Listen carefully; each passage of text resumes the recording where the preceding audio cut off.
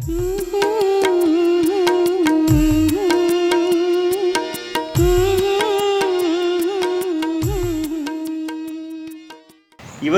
ಭಾಳ ಮುಖ್ಯವಾದವರು ಮಿಸ್ ಆಗಿದ್ದಾರೆ.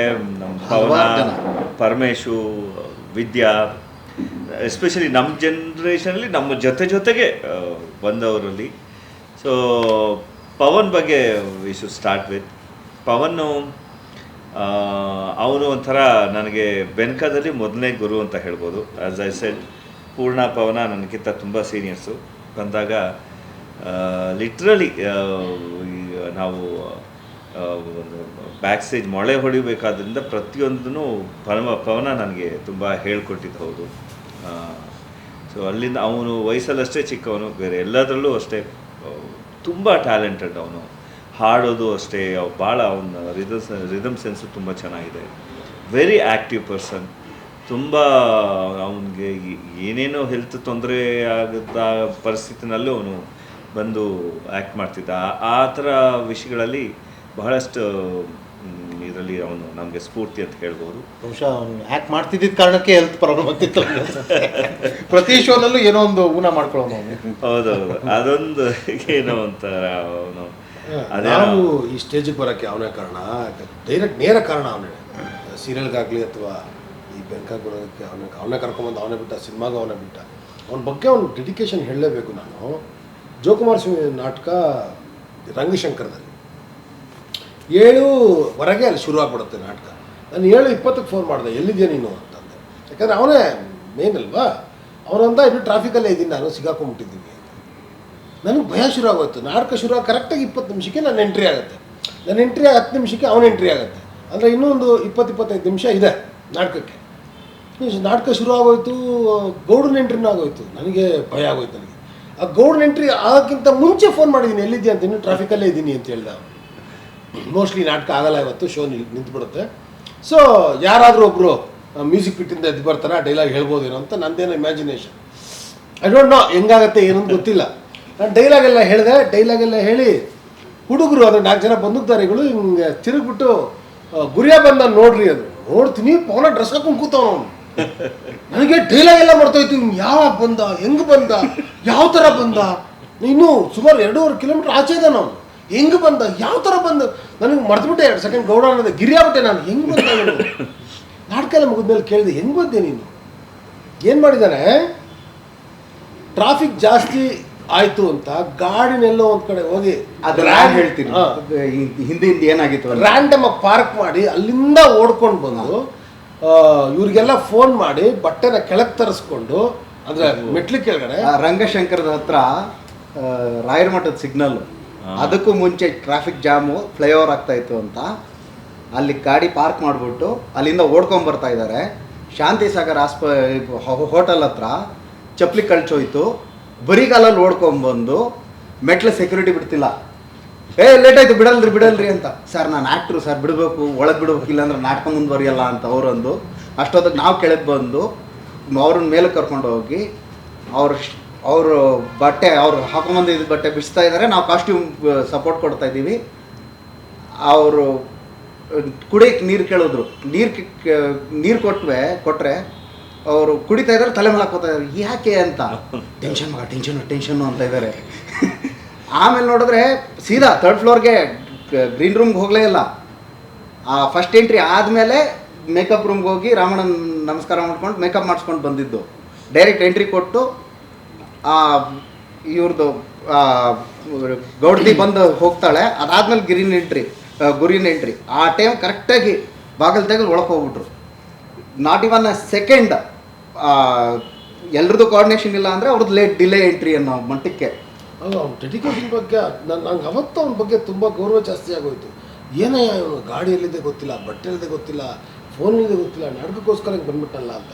ಬಹುಶಃ ಇದು ನಾಟಕದ ಶಕ್ತಿ ಅಂತ ಅನ್ಸುತ್ತೆ. ನಮ್ಮದೇ ಉಸಿರ ಹೊತ್ತು ದಬಾದಬ ಬಂದು ನೀರು ಹಾಕೊಂಡು ಬಾ. ಇಲ್ಲ, ಒಂದೇ ಇನ್ಸಿಡೆಂಟ್ ಬಗ್ಗೆ ಆಗ್ತದೆ ನನಗೂ. ನಾವು ಎಂಟರ್ ಆದಾಗಲೂ ನನಗೆ ಒಂಥರ ಪವನೇ ಗುರು ಅಂತ ಹೇಳ್ಬೋದು. ಯಾಕೆ ಅಂತ ಹೇಳಿದ್ರೆ ನನಗೆ ಅವಾಗ ಸ್ಕೂಲಲ್ಲಿದ್ದೆ, ಅಷ್ಟು ಚೆನ್ನಾಗಿ ಕನ್ನಡ ಓದೋಕ್ಕೆ ಬರ್ತಾ ಇರಲಿಲ್ಲ ನನಗೆ. ಸೊ ಯಾವಾಗಲೂ ನಾನು ಯಾವುದೇ ಒಂದು ಪಾತ್ರ ಮಾಡಬೇಕು ಅಂದರೆ ಪವನ ಪಕ್ಕ ಹೋಗಿ ಕೂತ್ಕೊತಿದ್ದೆ. ಪವನ ಡೈಲಾಗ್ ಓದ್ತಾ ಇದ್ದ. ಸೊ ಅವ್ನು ಹೆಂಗೆ ಓದ್ತಾ ಇದ್ದ ಕೇಳಿಸ್ಕೊಂಡು ಅದನ್ನು ನಾನು ಹೋಗ್ಬಿಟ್ಟು ಎನ್ಯಾಕ್ಟ್ ಮಾಡ್ತಿದ್ದೆ. ಸೊ ಥಿಯೇಟರ್ ಆಗಲಿ, ಆಮೇಲೆ ನಾನು ಅಸಿಸ್ಟೆಂಟ್ ಆಗಿ ಸೀರಿಯಲ್ಗೆ ಬಂದಾಗಲೂ ಅವನೇ ಮೇನ್ ಅಸಿಸ್ಟೆಂಟ್ ಆಗಿ. ಅವ್ನು ಏನು ಮಾಡೋ ಗೊತ್ತಪ್ಪ, ಇಲ್ಲಿ ಆಡ್ತಿರೋನು ಅಲ್ಲಿ ಹೋಗಿ ತಿನ್ಕೊಂಡು ತಮಟೆ ಹೊಡಿತಾರೋ. ನಾನು ಪೂರ್ಣಂಗೆ ಏನಾಯ್ತು ಅಂದರೆ ಮಗ ಅವನು ಸಕಲ ಕಲಾವಲ್ಲ, ಎಲ್ಲಿ ಏನು ಬೇಕಾದ್ರೂ ಮಾಡ್ತಿರ್ತಾನೆ. ಯಾಕಂದ್ರೆ 5 ನಿಮಿಷ ಬಿಟ್ಟು ನೋಡಿ ನೀನು ಲೈಟಿಂಗ್ ಮಾಡ್ತಿರ್ತಾನೆ, ಲೈಟಿಂಗು ಮಾಡ್ತಿರೋ. ಅಂದರೆ ಪವನನ ಬಗ್ಗೆ ನಾನು ಹೇಳಬಹುದು ಅಂತಂದರೆ, ಅವನ ಜರ್ನಿ ಮಕ್ಕಳ ನಾಟಕ ತಂಡದಿಂದ ಶುರು ಆಗಿದ್ದು. ನಾನು ಪವನ ಎಲ್ಲ ಪ್ರೇಮಾ ಕಾರಂತ್ ಅವರ ಒಂದು ಥಿಯೇಟ್ರ್ ವರ್ಕ್ಶಾಪಲ್ಲಿ ಕಂಟಿನ್ಯೂಸ್ 3-4 ವರ್ಷ ನಾವು ಆ ವರ್ಕ್ಶಾಪಿಗೆ ಹೋದ್ವಿ. ಅಲ್ಲಿ ನಾವು ಮಾಡಿದಂಥ ನಾಟಕಗಳಲ್ಲಿ ಅಂದರೆ ಇಸ್ಪಿಟ್ ರಾಜ್ಯ ಆಗ್ಬೋದು, ಅಜ್ಜಿ ಕಥೆ ಆಗ್ಬೋದು, ಎಲ್ಲ ಅದ್ಭುತವಾದಂಥ ನಾಟಕಗಳು. ಅಲ್ಲಿ ನಾವು ಕಲಿತಂಥ ಡಿಸಿಪ್ಲಿನ್ನು ಬಹುಶಃ ಇವತ್ತು ಇವರೆಲ್ಲ ಏನು ಹೇಳ್ತಿದ್ದಾರೆ, ಪವನ್ನು ಆ ಮಟ್ಟದ ಒಂದು ಕಾಂಟ್ರಿಬ್ಯೂಷನ್ನು ಥಿಯೇಟ್ರಿಗೆ ಬೆನಕಾಗಿ ಕೊಡೋಕ್ಕೆ ಸಾಧ್ಯ ಆಗಿದ್ದು ಅಲ್ಲಿಂದ ಅಂತ ನನ್ನ ಅನಿಸಿಕೆ. ಯಾಕಂದರೆ ಆ ಮಟ್ಟದ ಒಂದು ಡಿಸಿಪ್ಲಿನ್ನು ಮತ್ತು ನಾಟಕ ಅಂದರೆ ಬೇರೆಲ್ಲ ಮರ್ತು ಬಿಡಬೇಕು, ನಾಟಕ ಅಷ್ಟೇ ತಲೆಯಲ್ಲಿರಬೇಕು ಅನ್ನೋದನ್ನು ಕಲ್ತಿದ್ದು ನಾವು ಅಲ್ಲಿ. ಸೊ ಅದನ್ನು ಬಹುಶಃ ಇಲ್ಲೂ ಅಳವಡಿಸ್ಕೊಂಡ್ವಿ ನಾವು ಪವನ ಎಲ್ಲರೂ ಅಂತ ನನ್ನ ಅನಿಸಿಕೆ. ಈಗ ನಿಮ್ಮಿಂದ ನಮಗೆ ಬಂದಿದೆ ನಾಟಕ ಮಾತ್ರ, ಬೇರೆ ಇನ್ನೇನು ಇಲ್ಲ ಅಂತ. ಎಷ್ಟೇ ಬ್ಯುಸಿ ಬಂದರೂ ಕೂಡ, ಏನೇ ಆಗಿದ್ರು ಕೂಡ ನಾವು ಅವತ್ತಿನ ದಿವಸ ಶೂಟಿಂಗ್ ಕೊಡೋಕ್ಕೆ ಹೋಗಲ್ಲ. ಇಲ್ಲ ನಾಟಕಕ್ಕೆ ಏನೂ ತೊಂದರೆ ಆಗಬಾರ್ದು ಅಂತ. ಅದು ನಿಮ್ಗಳಿಂದ ನಾವು ಕಲ್ತಿರೋದು. ಅಂದರೆ ಅದೇ ಪವನ ಮತ್ತು ನಾನು ಆ ಪ್ರೇಮ ಕಾರಂತರ ವರ್ಕ್ಶಾಪಲ್ಲಿ ಮೇಷ್ಟ್ರು ಬಂದು ನಮಗೆ ಮ್ಯೂಸಿಕ್ ಹೇಳ್ಕೊಡ್ತಾಯಿದ್ರು. ಸೊ ಏನಕ್ಕೆ ನಾವು ಎಲ್ಲವೂ ಮಾಡೋಕ್ಕೆ ಸಾಧ್ಯವಾಯಿತು ಅಂತಂದರೆ ಬಹುಶಃ ಅಲ್ಲಿಂದ ಮ್ಯೂಸಿಕ್ ಅಂದರೆ ಏನು ಅಂತ ಕಲ್ತಿದ್ದು ಅಲ್ಲಿ ನಾವು. ಆ್ಯಂಡ್ ಮ್ಯೂಸಿಕ್ ಅಂದರೆ ಬರೀ ತಬಲಾ ಅಷ್ಟೇ ಇರಬೇಕು ಅಂತ ಏನಿಲ್ಲ. ಮೇಷ್ಟ್ರು ಕಲಿಸಿದ್ದು ನಮಗೆ ಒಂದು ಕಪ್ಪೆ ಚಿಪ್ಪಿಂದನೂ ಮ್ಯೂಸಿಕ್ ಆಗುತ್ತೆ. ನೀವು ಏನು ನಡೀತೀರಾ ಅದೇ ಮ್ಯೂಸಿಕ್ಕು, ನಾವು ನಡೆಯೋದಕ್ಕೊಂದು ಸೌಂಡ್ ಬರುತ್ತೆ, ಅದು ರಿದಮ್ಮು ಅಂತ ಹೇಳಿಕೊಟ್ಟಿದ್ದು ನಮಗೆ ಮೇಷ್ಟ್ರು ಆಗ. ಸೊ ಅಲ್ಲಿಂದ ಅದು ನಾವು ಇಲ್ಲಿಗೆ ಹೈವದನ ಮತ್ತು ಇದಕ್ಕೆ ಬಂದಾಗ ಅಲ್ಲಿ ಏನು ಕಲ್ತಿದ್ವಿ ಮಕ್ಕಳ ನಾಟಕ ತಂಡದಲ್ಲಿ, ಅದು ನಮಗೆ ತುಂಬಾ ಹೆಲ್ಪ್ ಆಯಿತು. ಆ್ಯಂಡ್ ನಾನಾಗಲಿ ಪವನ ಆಗಲಿ ಇಲ್ಲಿ ಬಂದಾಗ ನಮಗೆ ಇನ್ನೊಂದು ಎನರ್ಜಿ ಸಿಕ್ಕಿದ್ದು ಮೈಕೋ ಮಂಜು, ನಾನು ಪವನ ಅವ್ರು ಹೇಳ್ದಂಗೆ ಬಹುಶಃ ಬರೀ ನಟನೆಗಷ್ಟೇ ನಾವು ಸೀಮಿತಗೊಳಿಸ್ಕೊಳ್ಳಿಲ್ಲ ನಮ್ಮನ್ನು ನಾವಿಲ್ಲಿ. 2ನೇ ಜನ್ರೇಷನ್ ಅಂತ ಏನು ನೀವು ಕರಿತಿದ್ದೀರಿ, ಆ ಜನ್ರೇಷನ್ನಿನ ಹೊಸದರಲ್ಲಿ ಎಲ್ಲರೂ ಅವಲೇ ಮಂಜು ಹೇಳ್ದಂಗೆ ಬ್ಯಾಕಪ್ ಇದ್ದರೂ ಕೂಡ ನಾವು 3 ಜನ ತುಂಬ ಇಂಪಾರ್ಟೆಂಟ್ ಪಾತ್ರಗಳನ್ನು ಮಾಡ್ತಿದ್ರೂ ಕೂಡ ಅದು ಅವಾಗ 3rd ಫ್ಲೋರಲ್ಲಿ ಇದ್ದಿದ್ದಲ್ಲಿ ಇದರಲ್ಲಿ ಮಿನರ್ವಾ ಸರ್ಕಲಲ್ಲಿ ತನಕ ಅಲ್ಲಿಂದ ಸೆಟ್ಟನ್ನು ಇಳಿಸಿ ಲೋಡ್ ಮಾಡಿಕೊಂಡು ಕಲಾಕ್ಷೇತ್ರಕ್ಕೋ ಅಥವಾ ಬೇರೆ ಎಲ್ಲಿ ನಾವು ಶೋ ಮಾಡ್ತಿದ್ದೀವಿ ಅಲ್ಲಿಗೆ ತೊಗೊಂಡು ಹೋಗಿ ಸೆಟ್ಟನ್ನು ಇಳಿಸಿ ಸೆಟ್ಟೆಲ್ಲ ಹಾಕಿ ಲೈಟಿಂಗಿಗೆ ಹೆಲ್ಪ್ ಮಾಡಿ, ಜಯರಾಮ್ ಸರ್ ಅವರು ಲೈಟಿಂಗ್ ಮಾಡ್ತಿದ್ರು, ಅವ್ರಿಗೆ ಲೈಟಿಂಗಿಗೂ ಹೆಲ್ಪ್ ಮಾಡಿ ಆಮೇಲೆ ನಾವು ಕಾಸ್ಟ್ಯೂಮ್ ಹಾಕೊಂಡು ಬಂದು ಆ್ಯಕ್ಟ್ ಮಾಡ್ತಾ ಇದ್ವಿ. ನಮ್ಗೆ ಇನ್ಸ್ಪಿರೇಷನ್ ಇದೆ, ಯಾಕೆಂದ್ರೆ ಅವಾಗ ನಾವು ಹೊಸದಾಗಿ ಸೇರ್ಕೊಂಡಿದ್ದಾರಲ್ವ. ಸೊ ನೀವು ಮೇನ್ ಪಾತ್ರನೂ ಮಾಡ್ತಾ ಇದ್ರಿ, ಟಕ್ಕಂತ ಶೋ ಮುಗಿತೆ ಚೇಂಜ್ ಮಾಡ್ಕೊಂಡ್ಬಂದು ಇದು ಮಾಡ್ತೀವಿ. ಸೊ ನೀವೆಲ್ಲ ಬರ್ತಾ ಇದ್ ನೋಡಿ ನಾವು ಓಡ್ ಬಂದು ಅದನ್ನ ಕೆಲಸ ಮಾಡಕ್ಕೆ ಇತ್ತು. ಅಂದರೆ ಈ ಹೈವದ್ನ ಸೆಟ್ ಹಾಕೋದು ನಾವು 4 ಜನ. ಅದಕ್ಕೆ ವಿಕ್ರಮ್ ಸೂರಿ ಒಂದೊಂದು ಶೋಲ್ಲಿ ಇರ್ತಿರ್ಲಿಲ್ಲ. ಬಟ್ ಹೈವದ್ನದಲ್ಲಿ ನಾನು, ಪೂರ್ಣ, ಪವನ, ನಾವು 3 ಜನ. ಕೆಲವರು ಹೊಸಬ್ರದ್ದು ಅಷ್ಟೇ ಯಂಗ್ಸ್ಟರ್ಸ್ ಇದ್ದಿದ್ದೆ ನಾವು ಅಷ್ಟೇ ಜನ. ಆಮೇಲೆ ನೆನಪಿದೆ, ಒಂದ್ಸರಿ ವಿಶಾಖಪಟ್ಟಣಂ ಹೋಗ್ಬೇಕಾದ್ರೆ ಅಲ್ಲಿ ಟ್ರೈನ್ ಚೇಂಜ್ ಮಾಡ್ಬೇಕಾಯ್ತು ಚೆನ್ನೈಯಲ್ಲಿ. ಯಾವುದೋ ಪ್ಲ್ಯಾಟ್ಫಾರ್ಮ್ ಯಾವುದೋ ಇದು, ನಾವು 3 ಜನ. ನಾನು ನೋಡಿದ್ದು ಪವನ ಒಂದು ಸೂಟ್ ಕೇಸ್, ಒಂದು ಪೆಟ್ಟಿಗೆ ಎತ್ಕೊಂಡು ಅವ್ನ ತಲೆ ಮೇಲೆ ಎತ್ಕೊಂಡು ಓಡಿದ್ದು. 3 ಪ್ಲ್ಯಾಟ್ಫಾರ್ಮ್ ಚೇಂಜ್ ಮಾಡಿ ಆ ಕಡೆ ಹೋಗ್ಬೇಕಿತ್ತು. ಟ್ರೈನ್ ಬಂದ್ಬಿಟ್ಟಿದೆ, ಸಡನ್ನಾಗಿ ಚೇಂಜ್ ಆಗೋಯ್ತು. ಸೊ ಆವತ್ತು ನಾನು ಪೂರ್ಣ ಕೂಡ ಇನ್ನೂ ಒಂದೊಂದು ಪೆಟ್ಟಿಗೆನ ತಲೆ ಮೇಲೆ ಎತ್ಕೊಂಡು ಓಡಿದ್ವಿ. ನಾನು ಫಸ್ಟ್ ಟೈಮ್ ನನಗೆ ಅದು ಸಾಧ್ಯನಾ ಅಂತ ಅನಿಸಿದ್ದು ಆವತ್ತು. ಯಾಕೆ ಪವನ ನೋಡೋದ್ಮೇಲೆ ಅದು ನನಗೆ ಇನ್ನೂ ನೆನಪಿದೆ. ವಿಶಾಖಪಟ್ಟಣಂ ಹೋಗಬೇಕಾದ್ರೆ ಅದಾಗಿತ್ತು. ಆಮೇಲೆ ಸುಮಾರು ಆ ಥರ ಮಾಡಿದ್ವಿ. ಆಮೇಲೆ ಸಿಂಗ್ ಸರು ಆವಾಗ ಇನ್ಚಾರ್ಜು, ಲೈಟಿಂಗ್ ಅವರೇ ಮಾಡ್ತಿದ್ರು. ನಮಗೆ ಎಲ್ಲ ಮತ್ತೆ ಬಂದು ಸೆಟ್ಟೆಲ್ಲ ಹಾಕಿದ ಮೇಲೆ ನಮಗೆ 100 ರೂಪಾಯಿ ಕೊಡ್ತಿದ್ರು. ಇದಕ್ಕೋಸ್ಕರ ಮಾಡ್ತಿದ್ವು. ಅಂದರೆ ಅದು ಅವರೊಂದು ತೋರಿಸಿದ ಪ್ರೀತಿ, ಒಂದು ಎನ್ಕರೇಜ್ಮೆಂಟ್ ಥರ. ನಾವು 4 ಜನ ಸೀದಾ ಜಯನಗರಲ್ಲಿ ಲಕ್ಕಾಸ ಅಂತ ಇತ್ತು, ಅಲ್ಲಿ ಹೋಗಿ ಅವಾಗೆಲ್ಲ ಪಿಕ್ಚರ್ ಬಿಯರ್ ಅಂತ ಸಿಗೋದು. ಅದೊಂದು ಸವಿ ನೆನಪುಗಳು ನಮಗೆ. ಅಂದರೆ 4 ಜನ, ನಾನು, ಪೂರ್ಣ, ಪವನ. ಎಲ್ಲ ಸಲಿನೂ ಲಕಾಸಾಗೆ ಹೋಗ್ತಿದ್ದೆ. ಆಕ್ಚುಲಿ ಅದಕ್ಕಿಂತ ಲಕಾಸಾಗಿಂತ ಮಜಾ ಕೊಡ್ತಾ ಇದ್ದಿದ್ದು ನಮಗೆ ವಿವಿಪುರಂಗೆ ಹೋಗಿ ನಾವು ಇಡ್ಲಿ ತಿಂತಾ ಇದ್ದಿದ್ದು. ಇಡ್ಲಿ ತಿಂದು ಕೊನೆಗಲ್ಲೊಂದು ಮಸಾಲ ಸೋಡಾ ಕೊಡ್ತಾರೆ, ಅದು ನಮಗೆ ನಿಜವಾದ ಮಜಾ. ಎಲ್ಲ ನೀವು ಮ್ಯೂಸಿಕ್ ಬಗ್ಗೆ ಹೇಳ್ತಾ ಇದಕ್ಕೆ ನಂಗೊಂದು ಥಾಟ್ ಬಂತು. ಅಂದರೆ ನಮಗೆ ಅಂದರೆ ಮ್ಯೂಸಿಕ್ ಎಲ್ಲೂ ಕಲ್ತಿದ್ದಿಲ್ಲ ನಾವು, ಯಾರು ಮೇಜರ್ಲಿ ಯಾರು ಮ್ಯೂಸಿಕ್ ಕಲ್ತಿದ್ದಿಲ್ಲ. ಸೊ ನನಗೆ ಎಸ್ಪೆಷಲಿ ಈಗ ನಾವು ಸಿನಿಮಾ ಮಾಡ್ತಾ ಇದ್ದೀವಿ, ಡೈರೆಕ್ಷನ್ ಮಾಡ್ತಿರ್ಬೇಕಾದ್ರೆ ಮ್ಯೂಸಿಕ್ ಸೆನ್ಸ್ ಅನ್ನೋದೊಂದು ಹುಟ್ಟಿದ್ದೆ ನಾಟಕದ ಹಾಡುಗಳಿಂದ. ಅಂದರೆ ನಾವು ಚಿಕ್ಕ ವಯಸ್ಸಲ್ಲಿ ನಮಗೆ ಬಂದ ಸವಾರ ಹೇಳೇ ಮಲಗಿಸ್ತಾ ಇದ್ದಿದ್ದು ಮನೆಯಲ್ಲಿ. ಆಮೇಲೆ ನಾಟಕಗಳು ನೋಡ್ಕೊಂಡು ಬೆಳೆದಿದ್ದರಿಂದ ಅಂದರೆ ಬಿ ವಿ ಕಾರಂತ್ ಅವ್ರದ್ದು ಮ್ಯೂಸಿಕಲ್ ಜರ್ನಿ ಇದೆಯಲ್ಲ ನಮ್ಮ ನಾಟಕಗಳಲ್ಲಿ ಎಷ್ಟು ಸ್ಟ್ರಾಂಗಾಗಿ ಎಷ್ಟು ಇದಾಗಿದೆ ಅಂತ ಹೇಳೋದಕ್ಕೆ, ನಾವು ಸಿನಿಮಾಗೆ ಏನೋ ಮಾತಾಡಬೇಕು ಡಿಸ್ಕಸ್ ಮಾಡಬೇಕು ಅಂದಾಗ ಬೇಸ್ ತೊಗೊಳ್ಳೋದೇ ಈ ಮ್ಯೂಸಿಕ್ಕಿಂದ. ಅಲ್ಲ ಅಂದರೆ ಈ ಹಾಡುಗಳು ಎಷ್ಟರ ಮಟ್ಟಕ್ಕೆ ಒಂದು ನಮ್ಮ ಒಳಗೆ ಹೋಗ್ಬಿಟ್ಟಿದೆ ಅಂತಂದರೆ, ಒಂದು ಹೇಳ್ದಂಗೆ ಅವನಿಗೆ ಅವ್ರ ಅಮ್ಮ ಹಾಡ್ತಾ ಇದ್ದಿದ್ದು ಅದೇ ಹಾಡು, ನಾನು ನನ್ನ ಮಗಳು ಹಾಡಿದ್ದು ಅದೇ ಹಾಡು, ಸುಮಾರು ಜನ ಬಹುಶಃ ನಮ್ಮ ಮಗಳು ಅದೇ ಹಾಡು. ಆ್ಯಂಡ್ ಅಷ್ಟೇ ಅಲ್ಲ, ಮದುವೆಗಳಲ್ಲಿ ಈಗ ನನ್ನ ಮದುವೆಗೆ ಎಲ್ಲರೂ ಬಂದಾಗ ಮದುವೆನಲ್ಲಿ ಏನು ಅಂದರೆ ಸ್ಟೇಜ್ ಮೇಲೆ ವಿಶ್ ಮಾಡೋಕ್ಕೆ ಅಂತ ಬಂದಾಗ ಒಂದು ಹಾಡು ಬೇಕೇ ಬೇಕು, ಬೆನಕಾದು. ಅದು ನನ್ನ ಮದುವೆಗೆ ಆಗ್ಬೋದು, ಇತ್ತೀಚೆಗೆ ನಮ್ಮ ವೈಭವ್ ಮದುವೆನಲ್ಲೂ ಕೂಡ ನಾವೆಲ್ಲ ಸ್ಟೇಜ್ ಮೇಲೆ ಹೋದಾಗ ಒಂದು ಹಾಡು ಹೇಳಿದ್ವಿ. ಸೊ ಅದು ಅಷ್ಟರ ಮಟ್ಟಕ್ಕೆ ನಮ್ಮ ಒಳಗೆ, ನಮ್ಮ ಬದುಕಿನ ಒಳಗೆ ಸೇರ್ಕೊಂಡ್ಬಿಟ್ಟಿದೆ. ಅಲ್ಲ, ಈಗ ವಾಸುಕಿ ವೈಭವ್ ದೊಡ್ಡ ಎಕ್ಸಾಂಪಲ್ ಆಗ್ಬಿಟ್ಟ. ಅವನು ಒಬ್ಬ ಮ್ಯೂಸಿಕ್ ಡೈರೆಕ್ಟರ್ ಆಗೇ ಬೆಳೆದ್ಬಿಟ್ಟ. ಸೊ ಇಲ್ಲೇ ಬೆನಕದಲ್ಲೇ ಮ್ಯೂಸಿಕ್ ಕಲಿತಾ ನಾನು ಎಂಟ್ರಿ ಆದಾಗ ಬಿ ವಿ ಕಾರಂತರು ಕಾಲ್ವಾಗಿದ್ರು. ನಾನು ಹಾಸ್ಪಿಟ್ಲಿಗೆ ಹೋಗಿ ನೋಡಿದ್ದೆ. ಅವ್ರು ಯಾರು ಏನು ಗೊತ್ತಿಲ್ಲ ನನಗೆ. ಅದು ಸಂಸದಲ್ಲಿ ತೊಗೊಂಬಂದಿದ್ರು. ಆಮೇಲೆ ಎಲ್ಲೂ ನೋಡಿದೆ, ಯಾರು ಇವರು ಏನು ಗೊತ್ತಿರಲಿಲ್ಲ. ಅದಾಗಿ ಒಂದು ಫ್ಯೂ ಡೇಸ್ಗೆ ಬೆನಕದಲ್ಲಿ ಅವ್ರದ್ದು ಪುಣ್ಯಸ್ಮರಣೆ ಇಟ್ಕೊಂಡಿದ್ರು. ನಾನು ಪವನ ಕರ್ಕೊಂಡೋಗಿದ್ದೆ. ಪವನ ಕೂರಿಸ್ಕೊಂಡ ನೋಡಿದ್ದು ಬಿ ವಿ ಕಾರಂತರು ಅಂತ, ಅವರು ಕಾಲ್ವಾಗಿದ್ದಾರೆ, ಇದು 12ನೇ ದಿವಸದ್ದು ಪೂಜೆ, ಅದಕ್ಕೆ ಇಟ್ಕೊಂಡಿದ್ದೀನಿ. ನಾವು ಸೆಂಟ್ರಲ್ ಮಾತಾಡ್ತಾ ದಯವಿಟ್ಟು ಕಾರಂತರು ಮಾತಾಡಬೇಕು, MS ಕಾರಂತ ಇದ್ರೆ ಅವಾಗ ಮಾತಾಡ. ನಾನು ಇವನಿಗೆ ಹೇಳಿದೆ, ಪವನಿಗೆ, ಅವನ ಸತ್ತೋಗಿದ್ದಾರಲ್ಲ, ಅವ್ರು ಬಂದು ಮಾತಾಡ್ತಿದ್ದಾರೆ, ಅವ್ರಿಗೆಲ್ಲರಿಗೂ ಹೇಳು ಅಂತ. ಅದು ಬಿ ವಿ ಕಾರಂತ ಇದು MS ಕಾರಂತ, ಸುಮ್ಮನಿರೋ 5 ನಿಮಿಷ. ಕಾರಂತೋತ್ಸವ ಮಾಡಿದಾಗ ನನಗೆ ಮತ್ತು ಸುಮ್ಮನ್ಗೆ ಒಂದು ಕೆಲಸ ಕೊಟ್ಟರು, ಬರೋಣ ಸರ್, ಬಿ ವಿ ಕಾರಂತರ ಈ ಬೆಸ್ಟ್ ಮಾತುಗಳು ಯಾವುದಿದೆ ಎಲ್ಲ ಹುಡುಕಿ ಅಂತ. ನಾವು ಬಿ ವಿ ಕಾರಂತರ ಬುಕ್ ಓದಿದ್ವಿ. ಅವತ್ತಿಗೆ ನಾವು ತುಂಬ ಕಳ್ಕೊಂಬಿಟ್ಟಿದ್ದೀವಿ ಅವ್ರನ್ನ ಅಂತ ಅನ್ಸ್ಬಿಡ್ತು. ನಾವು ನೋಡೋಕ್ಕಾಗಲಿಲ್ಲ ಅಂತ. ಸೊ ಯಾರ್ಯಾರು ನೋಡಿದ್ದಾರೆ ಅವ್ರನ್ನ, ಯಾರ ಜೊತೆ ಯಾರ್ಯಾರು ವರ್ಕ್ ಮಾಡಿದ್ದಾರೆ ಅವ್ರನ್ನ ಚೆನ್ನಾಗಿ ಮಾತಾಡಿಸ್ತೀವಿ. ಯಾಕಂದರೆ ಇವ್ರು ಇದ್ದಾರಪ್ಪ, ಇವ್ರು ನೋಡಿದಾರೆ ಅವ್ರನ್ನ ಅಂತ, ಅದು ಖುಷಿ ನಮಗೆ.